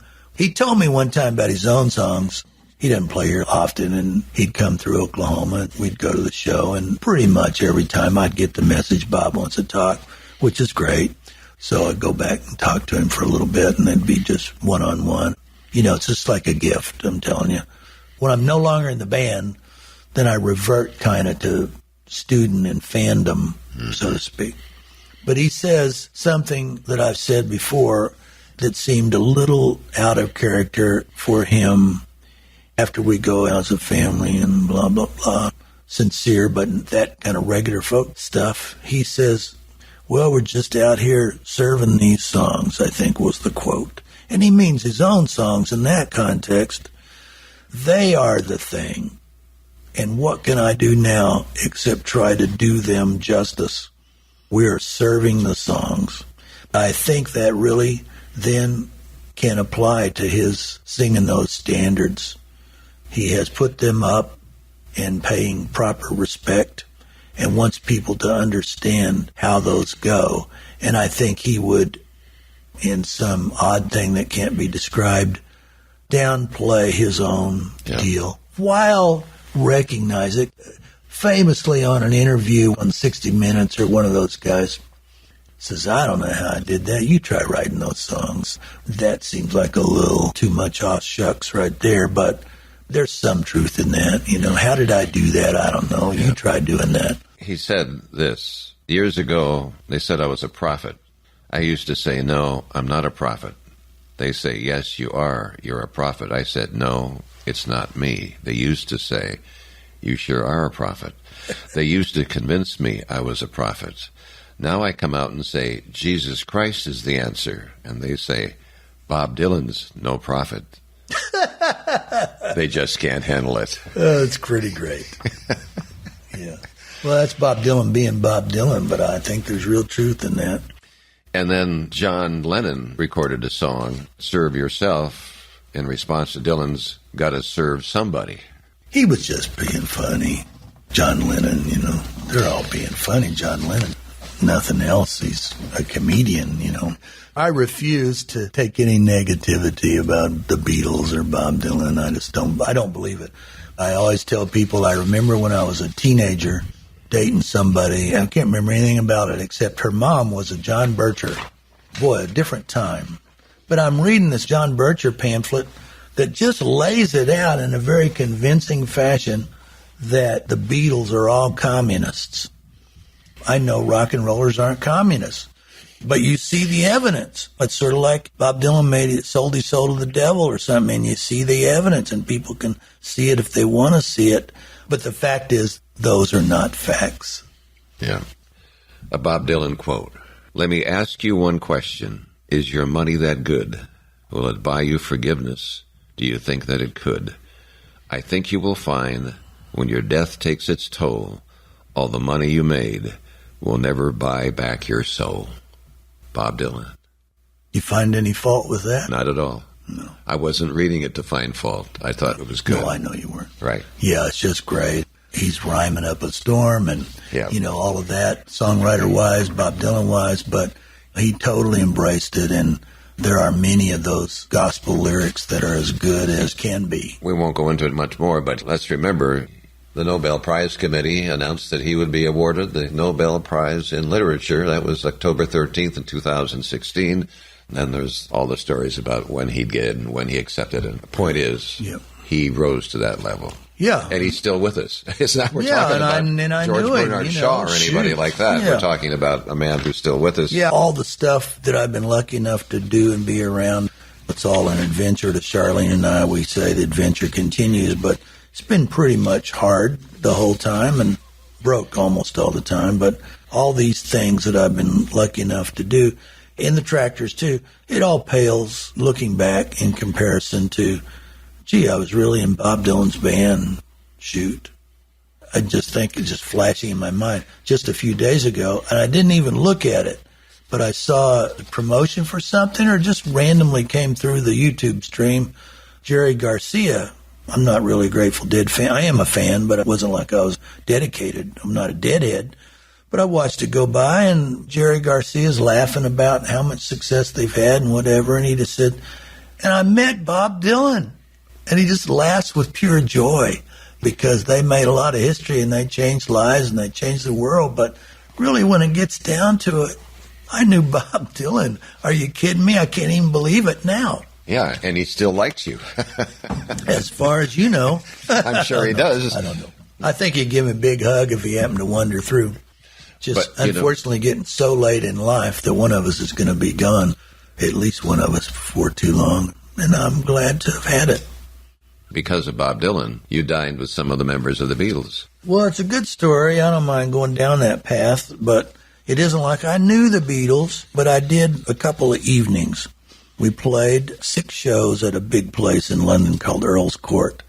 One of the shows, one of the last shows, George was there with Clapton. It's on this new release of Bob's. I don't listen to that stuff, but I'm all over, and it's got a whole CD devoted to Earl's Court. When I tell you about playing loud, when he pointed at me, I'm playing up a storm. When it first came out a few months ago, Charlene listened to it, and I can't stand to listen to it because I still have the feeling I'm not going to make it through, like a solo or something that'll blow it. What's the name of this? It's called Trouble No More, and there's different versions of it. The deluxe version has a movie that they made, and I wasn't in the band at that time from the first year when he really went gospel. And anyway, a lot of live recordings from that 1981 band, which was arguably one of the best bands in the world, even with me in it. Jim Keltner and Tim Drummond and the gospel singers, just a smoking band, and Bob was great. Sorry, folks, singing his ass off. People that say he can't sing, now he's older and he's on the never-ending tour, as he calls it. You lose your voice and your vocal cords suffer, and he just keeps doing it. But go back to this 1981 period and listen to those, and he is singing crazily great. I mean, it's just astonishing. So it's a venue so big that the buses and the crew and everybody is parked inside the buildings. In this case, unlike some places, our buses and then dressing rooms were trailer houses, mobile homes, inside this back stage of this arena. I'm the only one in the dressing room at this moment, and open the door, and it's George Harrison. And he's saying, well, who's playing lead guitar for you now? And he said, well, it's Steve Ripley. One of the times Sherman Halsey came to see me back in California, he said, I've just been to England, and punk rock's the deal. The punkers, or whatever he called them, all wearing leather jackets, and they have a lot of buttons. Everybody's wearing buttons. And he said, I brought you this button, and it was a Beatle button. It had the 4 Beatles on it, just a little button. He's handing me that button in my living room in California, and the news comes over the TV that John Lennon has been shot. Boy, is it a coincidence. Okay, now skip ahead. Just a few months. So we're in England. I'm wearing my Beatle button on my Harley-Davidson jacket. These stories are no good because I can't do George Harrison's accent. But Bob says, Steve Ripley, and then here he is. And he says, so what's all this then? And he points at the Beatle button, flattered, and it was nice. One of the next nights, or maybe after the show that night, we go to Ry Cooder's house, who's the most famous percussionist from England. He plays with everybody. Quirky guy, great guy. His place is on the River Thames. And I mean, the water is lapping up into his front porch. It was a party with, of course, Bob and a few of our band. And then Julian Lennon was there with his mom, Cynthia, and George and Eric. That was all great. Then the next day or two, somewhere in there, I think we'd finished with the Earl Court performances. Bob is going to spend the day at George's place, at the famous castle kind of thing. Henley-on-Thames, it's called. It was an old school that he bought and started redoing, and I get the call to go. It's a dinner party. His wife's from California, and she's made a nice semi-Mexican casserole of some kind. I mean, it's all a blur, but it's Keltner. Jim Keltner is this drummer from Tulsa who got me the Bob Dylan gig and got me the Ry Cooder gig. You know, world's greatest drummer in some fashion, and he's on everybody's records. He's from Tulsa. For whatever reason, he's always helped me, and he was helping me then, and he's probably the reason I got to go. Tim Drummond, the bass player, legend, he was there. So it's Keltner and Drummond and me, I guess. Always felt bad about Freddie Tackett because he would have loved to go. But anyway, so I'm there, and it's George, and Clapton had come, and Ringo. We had our dinner. I know Ringo was sitting on my left. When I say it's hazy, it really is, because it's unbelievable that happened. I talked to Ringo, and I said, aren't you going to eat? No, I'm just going to watch you eat, he said, in his Ringo accent. I remember we talked about shoes. He said, I just got these shoes. They're wrestler shoes. I really like them. I don't know why that sticks in my mind, but there was some kind of no-sole, kind of soft shoe. It was a whole day, so we wandered all over the grounds. On one of George's records, probably All Things Must Pass, he's got a sign he had made that said, don't keep off the grass, and that's on his grounds. There's a song called Cracker Box Palace. There's a sign, Cracker Box Palace. I had my Canon 35 millimeter, and I just propped it up places and took selfies, I guess. Decades before that was a term, with both those signs, and, you know, I love those pictures still. I set the camera on the ground looking up at George's house, and there's a picture of me and Keltner and Drummond in front of George's house. That picture is priceless to me. In front of the house and in front of the kitchen, where in the day at some point George is making us tea. And one of my favorite stories is he says to me, do you take milk with your tea? And he sees the Okie farm boy going, I don't know what the answer is to that. he says, well, you'll want milk with this tea. And he didn't mean anything funny about it other than it was strong tea. He didn't wait for the answer. You know, they made tea in George's house, and he made tea for me, just me. That was pretty great. And then we had the dinner, and then we went up to his studio. So we did talk music at some point, and he played his latest thing that he was working on in his studio. The whole group is in the control room there, but I'm sitting at the console. I mean, I'm a recording engineer. I'm sitting at the console with Ringo. Again, I can't do the accents. And Ringo has a really severe accent. English, there's so many accents, and they all sound a little different from each other. And Ringo, as only Ringo could, asked me, do you know how to run this thing? And I said, well, yeah, I guess I do. You know, it's what I do. He said, I just don't understand it at all, basically. He said, the only thing that's important is what happens when the blokes, and you have to imagine the accent, but he did say blokes, which I'm so thankful that he did. The only thing that matters is what happens when the blokes get in the room, meaning they get out in the big room and they start working with each other. That's what's important. This knob twisting and all that stuff, I don't know anything about it. That's a great memory. The last George Beatle night cherish story I'll tell is that George is playing the music from his tape machines of a soundtrack for a movie called Time Bandits. He just started working with the Monty Python guys and famously became a not normal, but a film producer. Nothing else from lack of funds, but then he got into it. They needed help, and he'd helped them, and then he got into it. He had been a producer on this movie called Time Bandits, which is really great. If you've not seen that, it's a time travel kind of thing. There's a lot of little folks playing some characters, and he's written this music, but he hasn't done his vocals yet. Everybody's digging the music, but there's no vocals. So he says, I want you to hear what this song does. To me, he's saying this now. I don't know that anybody in the room knew anything about it. So he sang to me in my ear, because it's pretty loud. George Harrison put his mouth 2 inches from my ear and sang me the lead vocal for this music that he had done, that the vocals hadn't been done yet. And the vocals are kind of nonsensical, like if you picked a outer space language or something. So they're nonsense syllables.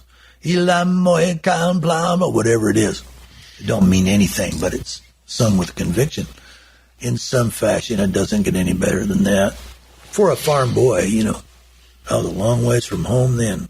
For a farm boy to connect with Dylan, George Harrison, Ringo Starr. What is it about you, anyway? Yeah. I sometimes wonder if it's a combination of God's hand and then me just wanting it so badly and stalking them, or just one thing leads to another. Keltner's a big part of it. But my other favorite, I forgot to say, we're walking around the grounds. And mainly, I'd have to say, George is showing Bob some stuff. Like there's some underground caverns or something. I didn't get to see that. George and Bob went off for a way. We're all walking around the grounds. I know I have a picture of, at one point, George is walking with Jim Keltner and his wife, Cynthia, and I took a picture, and he said, don't let this picture out, but if you just want it for your scrapbook, that's fine. I remember him giving me that speech. But we're all walking around, and I assume Bob sees that I'm a little gaga at the whole thing. He sees I'm in the middle of this circus, you know, and then this great, he says, see, Steve, stick with me. Like, you know, I brought you here. This is what you get when you stick with me. You get to meet Beatles. Yeah. You see, Steve, stick with me. Were the Beatles ever in the audience as you were playing with Dylan? That one night, George and Clapton. We did a really bad version of Here Comes the Sun. I mean, it was pathetic. That's why I remember it being pathetic. But Bob don't care. He said, oh, Here Comes the Sun. Anybody know that one? Oh, how funny. Yeah. It's probably on these recordings. I don't know if it got released or not. I don't have a hankering to hear that. Yeah. Well, I mean, you know, I wasn't singing. What do I care? I guess I do. If you ever saw a musician performing in a bar or club and you were moved by that performance and they asked you what was the best advice you heard when you were starting out, what would you tell them? That's a pretty good question. I'd say that thing that Professor told me, which wasn't about songwriting, about writing, write what you know. And then I would say you have to look down the road 10 years can you see yourself doing this? And I don't care whether that's truck driving or playing guitar. Can you see yourself doing this in 10 years? If you can't, you should quit. In the end, life is going to be short. You won't see that now, but is this what you really want to do? That's number 2. 3, sort of like that, I would try to talk to this person and see what passion is there, and that has to do with looking down the road 10 years. But being in the music business, there's so much to do that doesn't have to do with learning how to play guitar or sing a song. It's so many other things. But part of that rise at the top is the passion for it. There's only one reason to be in this business, and that's that you just can't do anything else. It's eating you up. Yeah. This is all you can think about. If you meet that criteria or whatever, then perhaps this is worthwhile. I think as dumb and trite as it is, you got to be true to yourself, and you have to have a focus. If you're just doing this for fun, I think that's a great thing, because it's not been fun for me or these other people that I am lucky enough to play for. Not that there's not joy in it, but it's not fun like I'm going to go play Saturday night and Monday I'll be back at work doing something else. That's great for those people. But if you want to do this for a living, and you know as a professional in the business, though not a singer-songwriter, that every day is something else. If you had a string of days when everything went smoothly, then you should just be thankful for that, because it's not going to be that way very long, because every day is something else. That's my own personal experience, and it is for everyone. You know, right in the middle of everything going swell, your 3-year-old breaks his arm. I mean, I don't know. Who knows? Because it's something else around every corner. So to be in this business, I'm saying it's not so different than a lot of things. But I say, Steve Ripley style, art ain't easy. It's hard and it's rewarding, but I don't even know if I have any talent. The only reason that I tell you these stories, as you're a professional gathering stories, the only reason that I can rationalize that being worthwhile is because I've seen so much stuff for a farm boy. I've seen so much stuff and done so much stuff. Surely I know something, and I am not being any kind of false anything. I mean, I'm no Bob Dylan or Leon Russell. I'm just a guy working, but I've tried really hard. It isn't like I've learned this and I've learned that, and let me tell you what I know. It's that looking back now, I have to say, I must know something. It isn't like, what is that? I don't know. But surely I know something. Of course. So I get up the nerve to say yes and talk to you.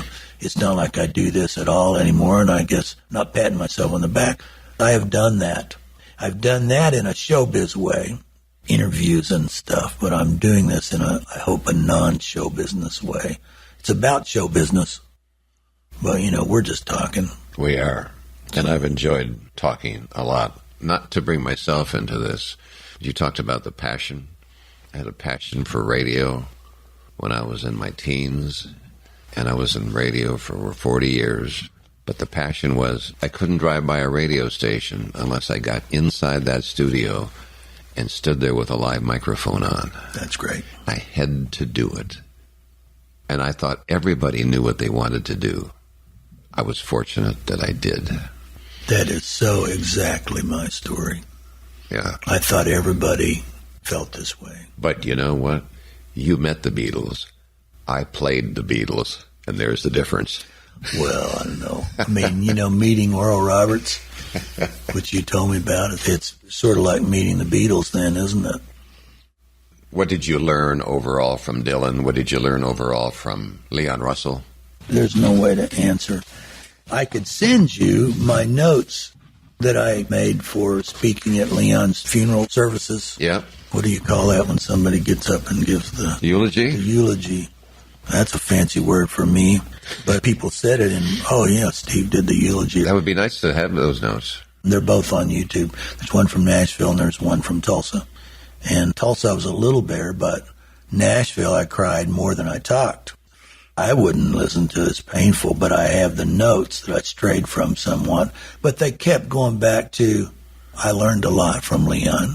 And the way I wrote it is, I learned a lot from Leon, ... And then I talk about something. I learned from Leon that writing a song for one person, you have a better chance of having 10,000 people identify with it than if you try to write a song for 10,000 people to identify with. Then you're lucky if you get one person to go for it. That's a big lesson. Yeah. I learned from Leon the Colonel Sanders method of selling chicken. That's what he called it. And that is that you conjure up without thinking. Even now, I suppose the Colonel is dead, is he not? I suppose. Yeah. Probably wasn't at that time, but it makes no difference. He's long gone from the organization.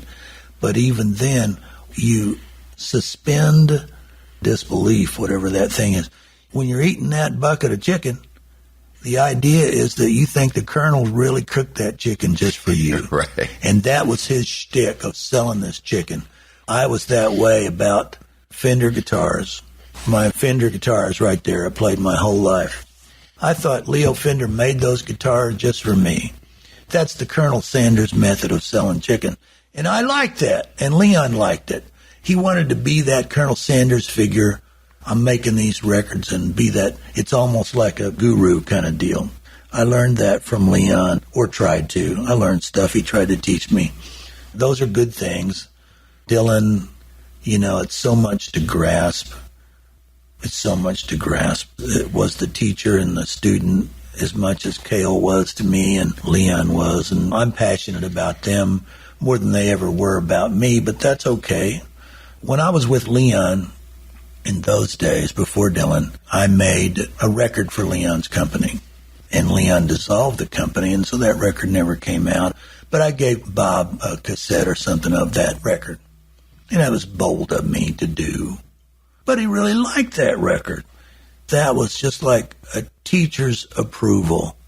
Playing guitar for him is something, but, he was, did you play all the guitars on this? Whoa. When I liked this song, I had one called Living on the Edge he really liked, and I had a song called Gypsy Blood that he really liked. This is not an answer to what did you learn from Bob Dylan, but it does paint the picture of it was a teacher-student thing, and it was an ongoing learning experience. But with Bob, it was never A, B, C, D, and you get to E and F, because it's just like a total thing at once. It was the gestalt of the whole thing, and you're just in it. It's hard to step back and even watch it happen and learn something because you're just part of the experience. That's a great thing. Yep. That's a great thing. I don't know if I learned anything at all from Bob, but I got that from him. Well, this was fun, Steve. Thank you very much. You're very thoughtful and very giving. I appreciate it very much. Don't turn it off just yet. Let me think for a second. Yep. To myself.